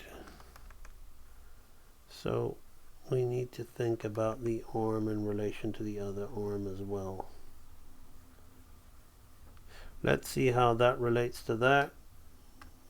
You know, I'm not worrying too much about volume, but I am being a little tighter, so I may as well tackle all that stuff now. So here he's got his elbow on the table at this point, so I can use that as a stepping stone. So now he's going to straighten this. Let's not just have him straighten it, let's have him put it the other way, like this. Opposing action, right? This arm is going this way, so we're going to have the cup going the other way. Again, the whole thing of the law of appeal, right? Seeing those directional changes will make the movement just feel nicer, right? Something's going one way, something's going the other way.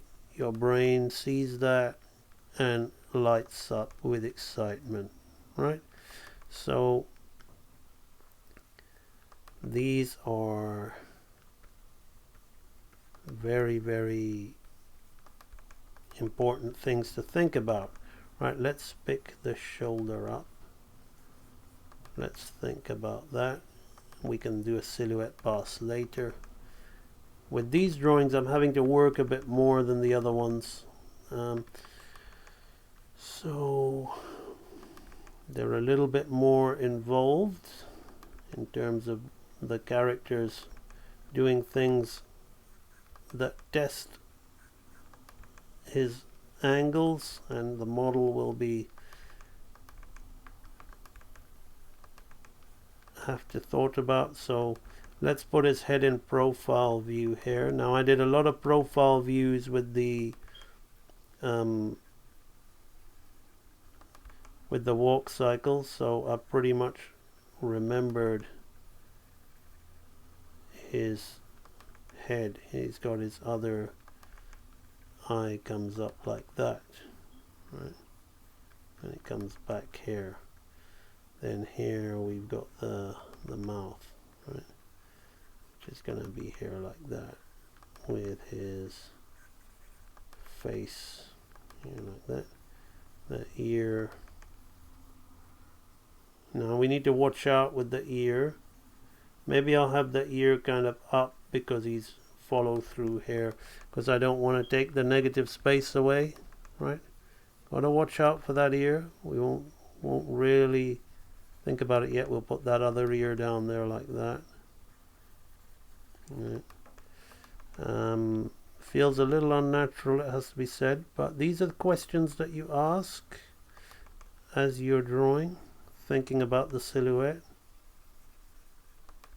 We're going to have that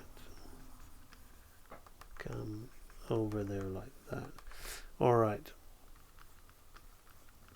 We're going to come and consolidate this drawing now. So we have this, right? So let's look at it in relation to this. Yeah, this all feels like the same character. Good.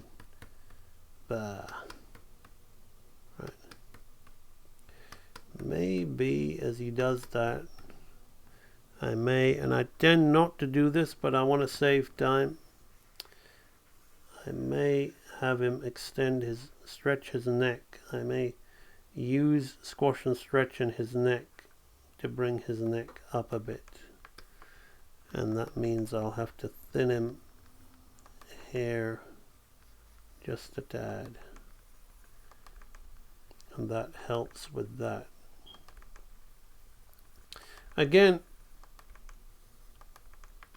I highly advise against, especially if you're a beginner or you're even an intermediate, I advise against using software to cut out and redraw the head. I'm on a live stream, I'm rushing, and also without sounding arrogant or anything, I know what I'm doing. I have the experience, I have the ability. You've seen me draw this guy's head, no problem. You have to be honest with yourself. Do you struggle to draw the character? If you do, you need work and you need training, and training is repetition. You repeatedly lift a dumbbell, you repeatedly do pull-ups, you repeatedly jump the rope until you become fitter and stronger, and it's easy, right? So do not use these software tricks unless you've earned the right. Now, I'm sorry if that sounds a little bit harsh or condescending, but it's true. You've got to be real with yourself, you know, in those things. If drawing this guy's head doesn't come naturally to you, or drawing something is a struggle for you, it's not a struggle, it's an opportunity. It's an opportunity for you to improve your skills. And by relying on the crutch of the software, you are burying dirt under the rug, and it's going to continue to fester and stink in your life as you progress, or you feel you're progressing, but you're all the time, you know, evading the essential, which is being able to reach the heights that you know you deserve to reach, right? Because of laziness to do what needs to be done, right? So you got to be mindful.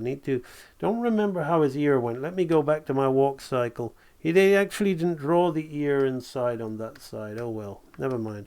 It's pretty easy. I can just, probably does nothing other than something like that, right? Or comes in on itself.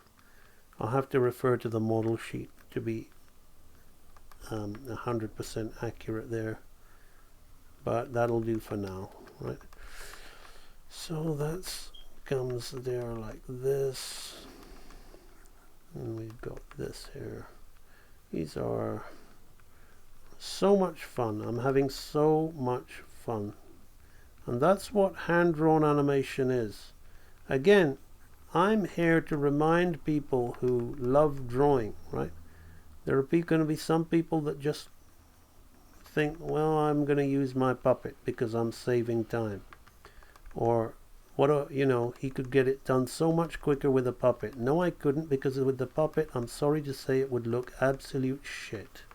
Alright? So, I'm here to talk to people who love drawing, to say, you shouldn't be trying to evade your opportunity to do what you love. That makes no logical sense whatsoever. Why are you feeling the pressure? Unless you're in a job and you're struggling, then maybe, all right? But if you're learning and if you're working on your own, posting on social media is not the priority. Most likely you don't have many followers anyway, and I hate to burst your bubble, most likely it's not going to change by posting again and again. Hey, I've been doing it a lot, right? So you need to go to your priorities and you need to say, well, what do I really want? I want to be a great animator. I want to be good at drawing. I want to be able to do these things. I don't want to be able to struggle every time I draw. So you're in no hurry, right? You're in no hurry. Take every chance you get to draw. You claim you love drawing. That's your opportunity. It's your opportunity to not only do what you love, it's your opportunity to get better. And that should excite you. It shouldn't make you think, oh, there's a lot of drawing involved. Never do I think that. I used to think that about cleaning up because I like the actual animation side of it.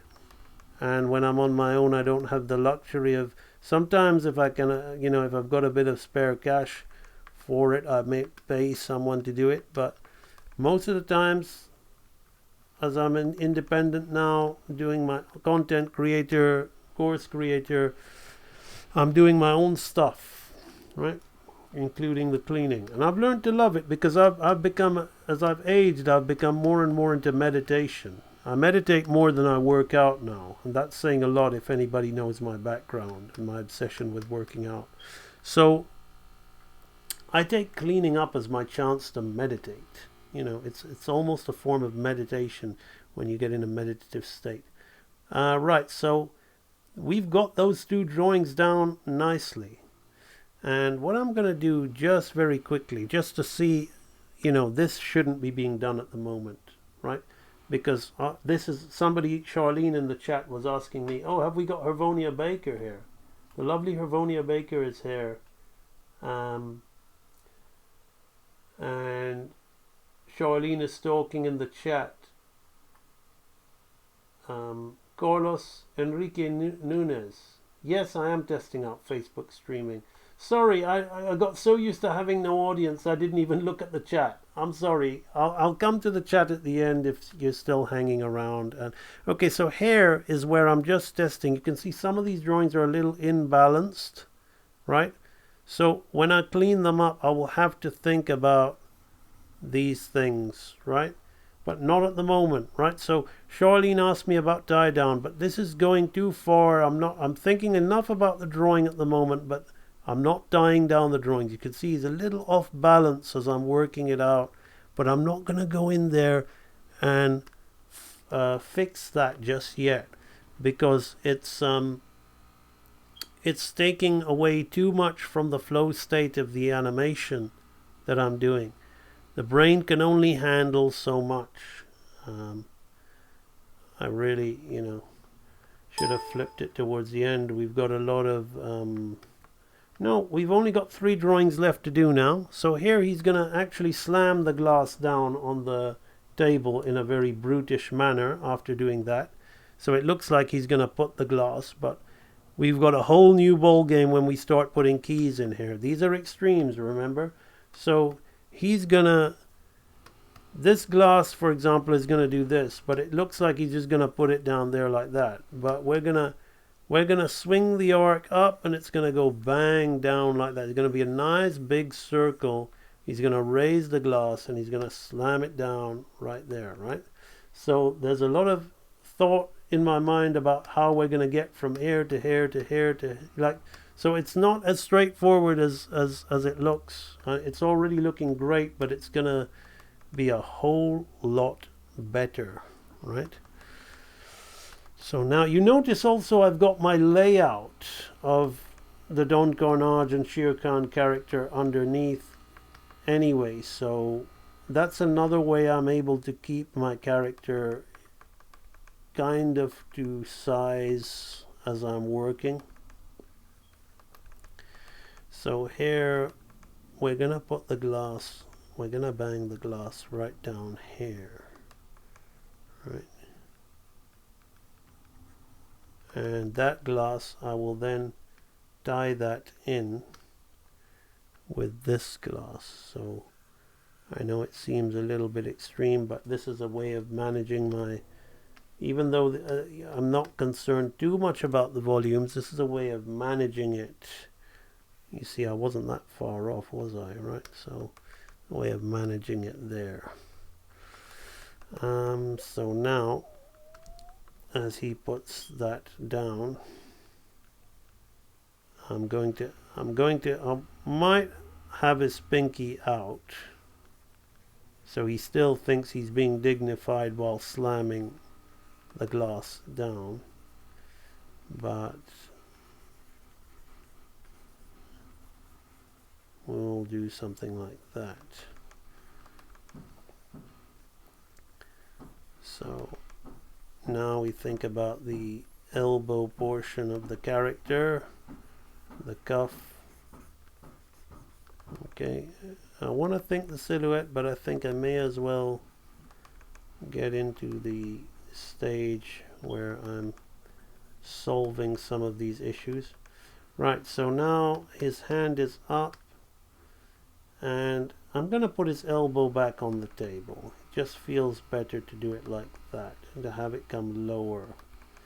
Then we're going to maybe have it a little less relaxed. Maybe out like this. His thumb will be there like that. Make the noise as if it's me, right? He's just enjoyed his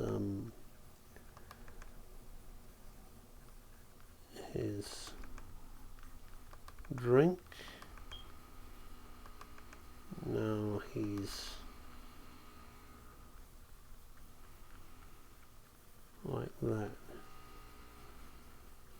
There we go. Good stuff. Okay. So here the head. Now here he's going to be a little bit more happy and excited. So we're going to open his eyes up a little bit. We're going to keep the evil look in his face. The snout is going to be up here. The mouth is going to be open. Like this. His head is going to be back here. We'll get the little subtleties as and when we come to them. I just think it's quicker for me to rough like this and then tidy it. It's just quicker. Let me check that with another pose. This one. Yeah. I wandered a little bit, but as I said, it's more or less there. But when I tie this down, see, tying this down, Charlene, will be eliminating any of these inconsistencies that happen to the model throughout the character throughout the scene. He will change in size, and he will do all these things a little bit, and it's okay, you know, but you want to be just a little bit more careful when you're doing this stuff, right? This will be more like that.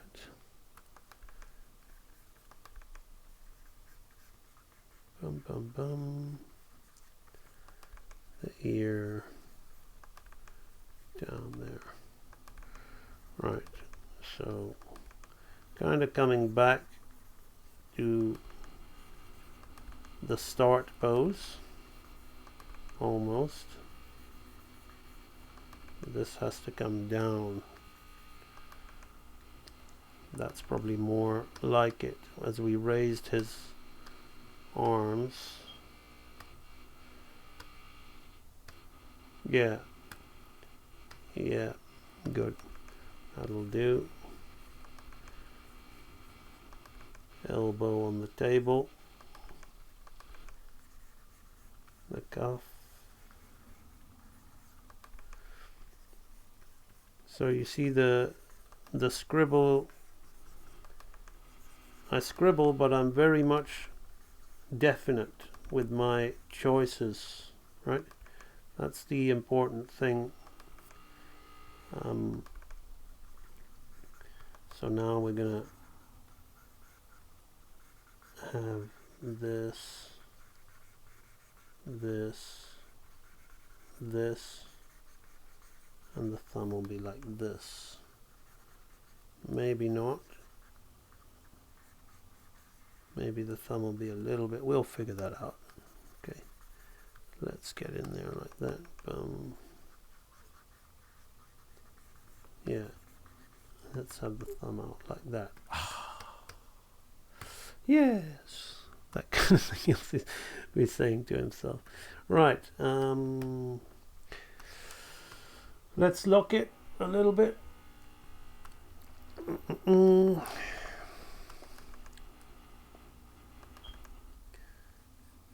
So, to be very honest with you, here's what happens, and here's why TV animation is so poor in comparison to feature animation, particularly back in the 90s. But a lot of people don't understand. They look at the drawing, and their drawing skills aren't developed enough. They see it looks like the character, and they just think it's the same thing. But to those of us who really love animation and who know, TV animation would have people like me and people of an extremely high standard, including feature animators from Disney. I can remember Aaron Blaise saying that he was helping out on a show called Marsupilami, which was another TV show. And what will happen is we will do layout poses for the scenes. And I was talking earlier about slugging and timing director or animation director and the various names of that. But so I would pose something like this, but I wouldn't be able to take it any further with keyframes and making nice bigger arcs, right? Because I'd have to pose it and get it pretty tight to model, and it would be called layout. It would be considered animation layout, but poses, character posing, and that would be sent to the other studio, and then you'd write down the timing of when to hit each pose, right? Hit this pose by frame number 105 or something like that. Stay in this pose until frame number 200 or something, right? So, of course, the guy in the TV studio in the sweatbox, depending on the quality of the animators in the sweatbox, would do their best to transition from one pose to another. But essentially, they don't have the know-how or skill level to really make these scenes sing and shine.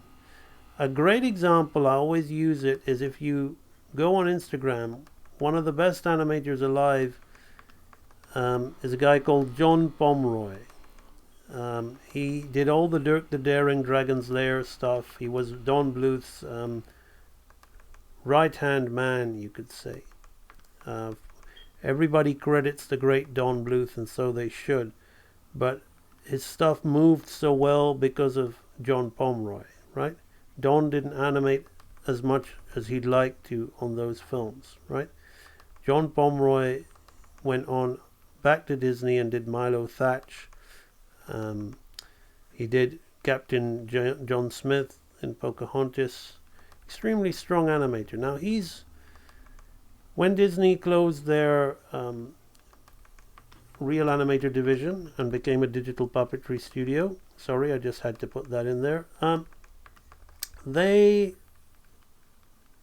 People like that had to get work. So John Pomeroy has shared with us on his Instagram, and I'm so grateful that we live in this day and age that we can see this stuff that he would do on movies like Tom and Jerry the movie, which was animated cheap on the fly out in overseas sweatboxes, or Johnny Quest or stuff like that, where he would have these like what you're seeing me do here, these amazing key poses, and he would show them on his Instagram working as rough key poses, and they would look and move so nicely, and you'd know, oh, that's a really strong scene, that's really nice work. But then he would show the result of what the finished animation looked like after it gets delivered to the sweatbox. And because those guys don't know about how to, really break down stuff using the law of arcing or any of those kind of things, they're just going from one pose to the other. Like I told you about him putting the cup down there. They wouldn't necessarily know. It would be nice to circle it down there and bounce his head back and then throw in a double blink, and then make his mouth go like that or something. They wouldn't do that. And they don't have time anyway because they're in a sweatbox. So the TV animation is very, very limited and poor. However much of a fan of these shows you are, it's just very limited and poor in comparison to what we see going on here. Right, so we're nearly done. So now he's going to notice, because in this frame here, Shere Khan is going to do that thing with his claws, right? And he's going to look. So his flow is going to be interrupted. There's just one left after this. So 2 hours, 22 minutes. Not bad. We're going to get it done under 3 hours. So I'm sort of slowed down a little bit as I've been. This drawing may be a little bit easier because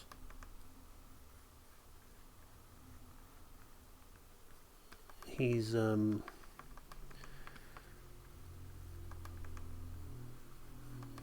there's less movement out of the pose, but you never know, right? So this I'm going to put here like that. So here's the cup. We can put that as a trace back. And I'm going to relax his finger in so it doesn't just be a hold, right? Maybe I will lift this finger off and keep this finger and thumb on, just rotate the angle of the thumb. Yeah, little ways of keeping these guys alive, right? Very important. Gotta keep the animation alive, and having it on a hold just isn't good enough, right? So we can have that coming up. So this might go here like that. I don't really need to tidy that up so much, right? So this arm, let's think about this. Bum bum bum. Yeah, I think that his elbow is on the table. Maybe his elbow can come up a little bit because he's a little bit like concerned now, because however much of a badass Don Carnage is, I think we all know what would happen if Shere Khan decided to be Shere Khan, right? So we're gonna play with that. We're gonna have his hands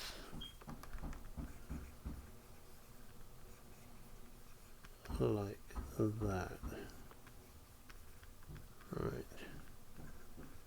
He's gonna be a little bit like what's going on, right? So then his head is gonna go into profile here. So we've got this. Now here I'm going to open his eyes because it's a big deal.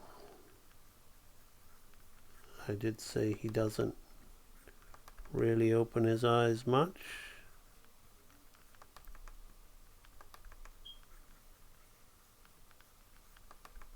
He's always got this kind of half eyelid expression, but here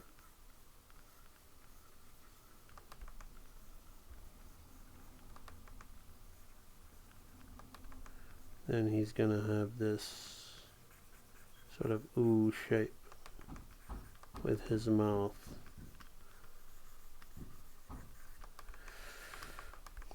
He's taken notice of Shere Khan. Right, so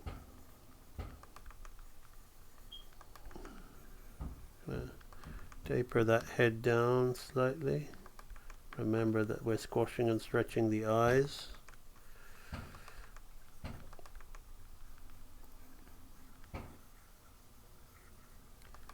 So we have something like that. Let's get the neck in there. This thing is turning. Or like that. Okay. Yeah, it's just easier for me to draw it in like that. Right. So now I'm going to check the flow of all this.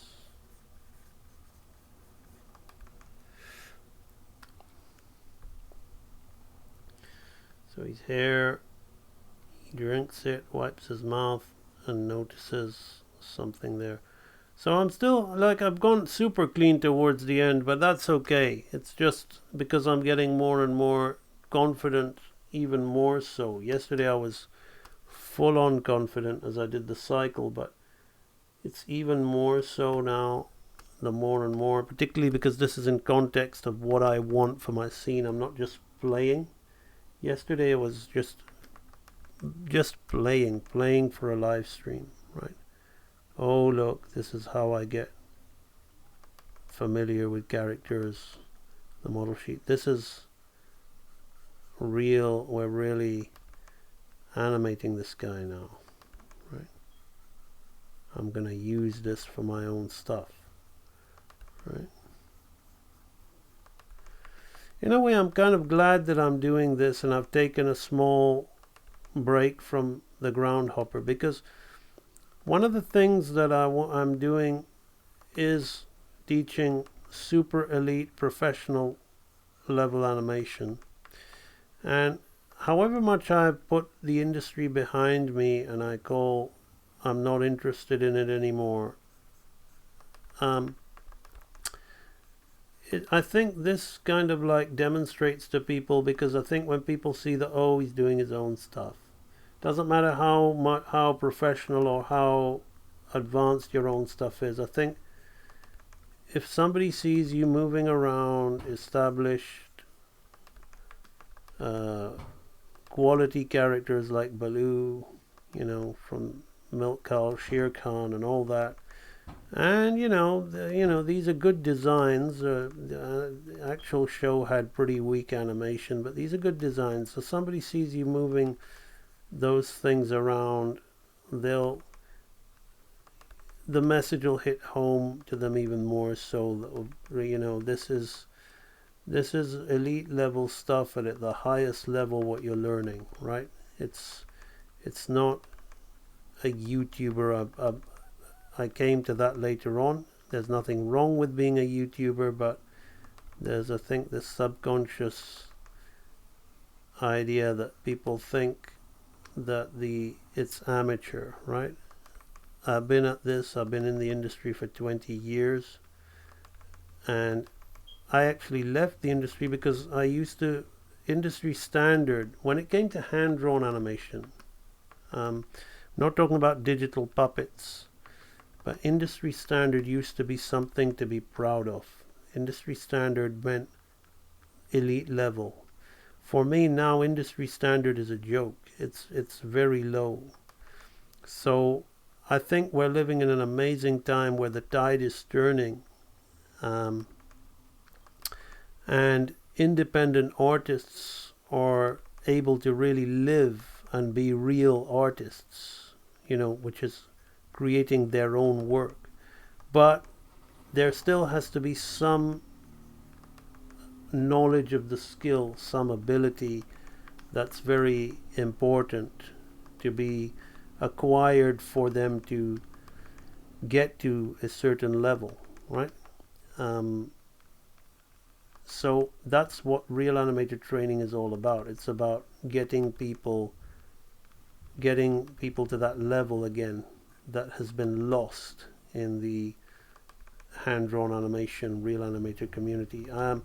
I forgot what it was called, but there was this thing on Disney Plus with this raccoon, and my God, it was possibly some of the worst hand-drawn animation I've seen, and it was just awful, and it was a professional hand-drawn animated short from the Walt Disney Studios, and I just shook my head and I said, there are people in my training library that I know could do better than that.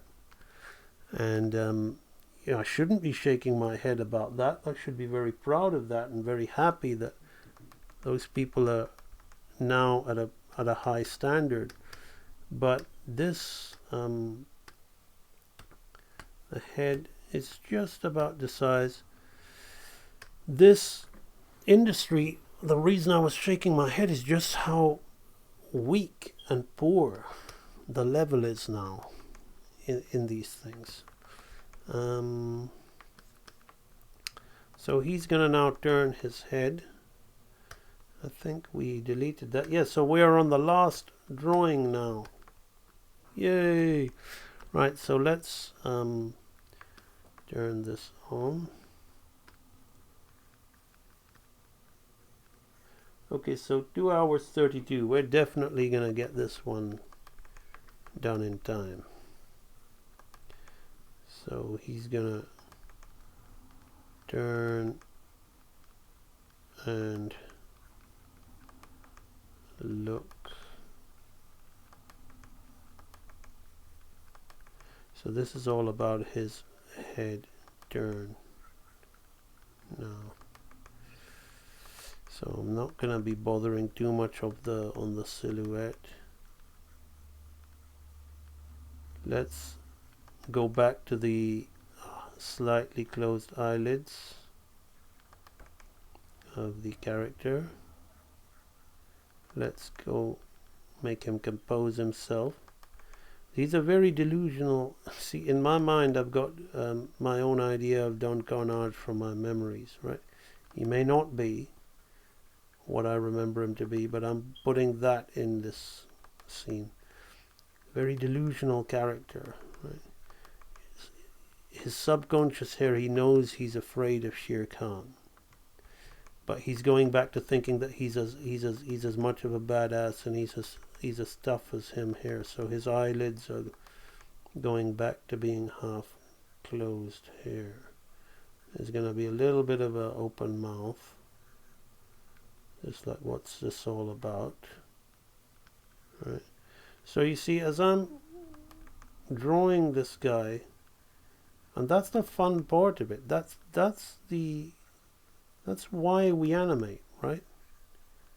I think the little kids animate because they want to recreate their favorite fight scene from a Sakuga and have people praise it, right? But when you actually start to become an artist, you want to put life into these things. And when you put life into these things, you really get inside the characters' heads. And you try to convey the expression that's in your head as you're trying to get in their head, right? Because you are their head, right? In some strange way, you know, you're playing around with, if some of you are familiar with the Hermetic philosophy, you're like the all, you know. This character is basically something, but without you it's nothing, right? And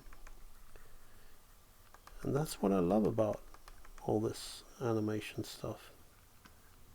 It's real creativity, real creative experience.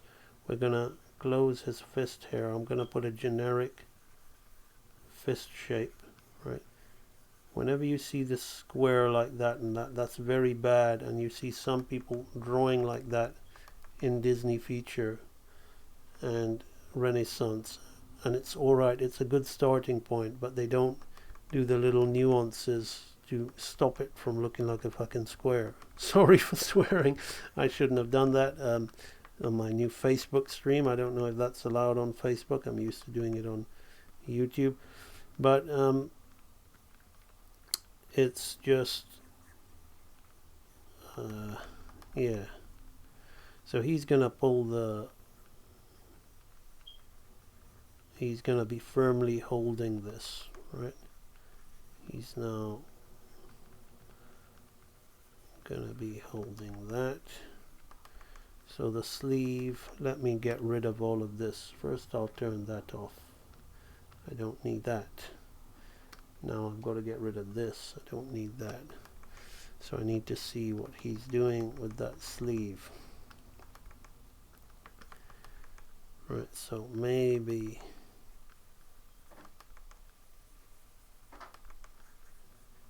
the sleeve should be down here, and the hand and the glass should move more forward to help the foreshortening. Yeah, that's better. Right, so we're almost there. We're almost done with that. So let's start. Let's look at the first frame and the last frame. Okay, that's the first frame. That's the last frame. Fairly tied down. Fairly tied down. Okay, turn off the onion skin. Let's just consolidate this drawing a little bit more. Alright.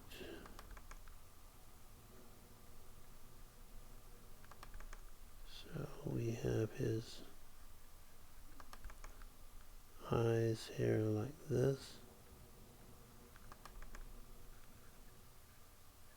Kind of almost half closed. Not completely. So this is actually the first shot, right, of my little tribute sequence. We're going to open on this, and then we're going to see the dancing, and then the other following shots of Rebecca resting on Baloo's shoulder, and then Baloo gulping. So then I'm enjoying this so much that I've even thought of a shot afterwards. I may have Shere Khan crush the glass with his claws, all in the while while we're watching these guys dancing, his nails are like scratching the glass. And Don Carnage turns and looks at his nails scratching the glass, and he then puts a bit of pressure, and the glass shatters. Yeah. Something, then then you'd animate another scene of Shere Khan getting up and calmly walking away, and Don Carnage watching him walk away and then looking at the broken glass. That's kind of like the vibe I've got in my head. Now we're gonna make this hand a little bit more acceptable, right? So we're gonna come in here with these and put in a few suggestions on the shape to stop it from looking like just like a square, right? Sometimes these knuckles go a little bit. You either do the creases or the knuckles, maybe not the third knuckle, right? Just like that. Right, so here we're going to move that in.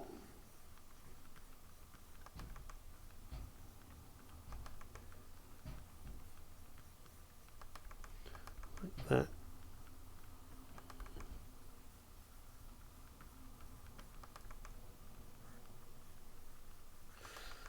Then I will have a quick look at the chat afterwards.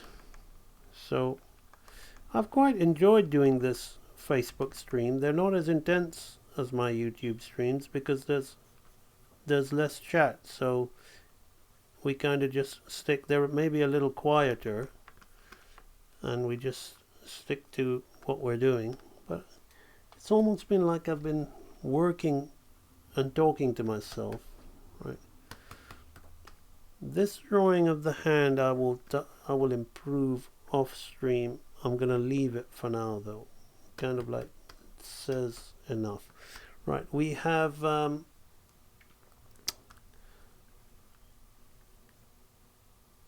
just do something like that. Right, so just to recap what we did on today's stream,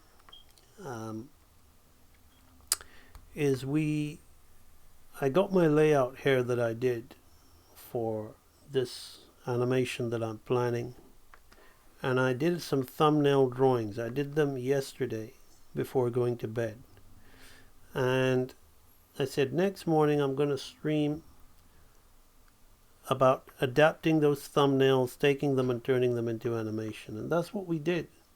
We have taken those thumbnails and we have made extreme animation out of them. So we can see here that he gets excited. This is an anticipation, but it's also secondary action because he's going to wiggle his fingers and then he's going to lift the glass. He anticipates, he lifts the glass. He's going to then kind of wiggle the glass like a wine tester before he drinks, which I haven't put in there. So the little bit of secondary action. And then he's going to drink, and he's going to smack his lips a bit and sort of gesture to himself with his finger and nod, and then wipe his mouth like a brute. Then he's going to put the glass down a bit. Maybe it's looking nice like that, but I may change it. I'll try it out. If it's too much, he's going to slam the glass down. Maybe he'll slam it a little more subtly rather than so high. He's going to slam the glass down. Then he notices Shere Khan, and then he looks off screen the other way. So that's basically how those thumbnails work. So it's been my absolute pleasure to stream that for you. I'm going to come to the chat. There's not much in there, but we had a few comments. So I'm going to come and see what people were saying in the chat before I go. Let me just quickly save that. Save. It's mostly Hervonia and Charlene, 2 training library members, catching up. So Charlene says, I feel Shere Khan will have a lot of subtle movements in contrast to the big exaggerated movements. I notice cats can move very slow and controlled. Yes, that's exactly what would be happening. It's absolutely a dog and cat dynamic. Yes, it is, Charlene. Charlene's got her own cat. She's a cat person. I think she might have a dog as well. I've only got cats. The lovely Hervonia Baker is here. She's working on stuff. She's working on the basics archive of the training library. Charlene's working on the advanced archive. So that's great. We got 2 members at various stages on stream at the moment.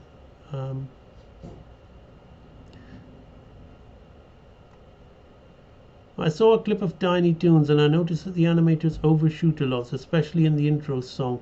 The training library has helped me see the different law of animation in these. Yes, and again, Tiny Toons is very, very messy, awful animation. It just has to be said. But they do that. They do that to give it that, go beyond the arc. But it's just, as I said, I explained earlier about the differences between TV and feature animation. And I'm not so anal about volume, but Tiny Toons characters are the volume control on them is just very poor. Not that it matters so much as quality animation, but it just the look they're going for, it needs to be better. Selena, Nina, oh, good to see you here. My pleasure. So you guys all found me on the Facebook. The YouTube stream didn't come up. Okay, so that's that. I really enjoyed doing the stream. I'm gonna leave you all with some people from the Real Animator Training Library telling you all about how the Real Animator Training Library has transformed their lives and helped them, and it could very well do the same for you too. Thank you so much for joining me on the live stream. Check out ambanimation.com and consider joining the world's best learning resource in the craft of AMB animation. Thanks. The question has been asked to me, is Real Animator Training Library the real deal? Is that Real Animator Training real? Absolutely. The Real Animator Training provided by AMB Animation. It is absolutely the best ever. Is Real Animators Training for real? Yes, it is. Where have I been learning animation? Well, the Real Animator Training Library. And there's so many videos in the library that you could learn forever. I'm just so happy with the way that I've progressed since I've started in the AMB Animation Library. I'm a post-production artist. I'm also a member of the AMB Real Animator Training Library. Is AMB's Real Animator Training for real? I definitely have to say I think it is. I've been to art school for 4 years, and I've never had any lesson that was as good as the ones that AMB gave me. AMB Animation can be a life changer. It certainly was for me. I totally love it. That's what I have to say. That's the way I have to say that I love it, because I must admit that at first I didn't trust it too much. I never thought that would make that difference in my life. So I went ahead and hopped on into the library, and that library is just so valuable, so many things you can learn, and every video is like packed with this information that I would never be able to get anywhere else. I bought this in support because it has changed my life, and everyone's lives are being changed by this, and this experience has been great. it's just truly amazing. I may have said that already. But yeah, it's been one of the best things that's happened in my life. Is Real Animation Training Library real? It doesn't get realer. Thanks. So, are you gonna join the library?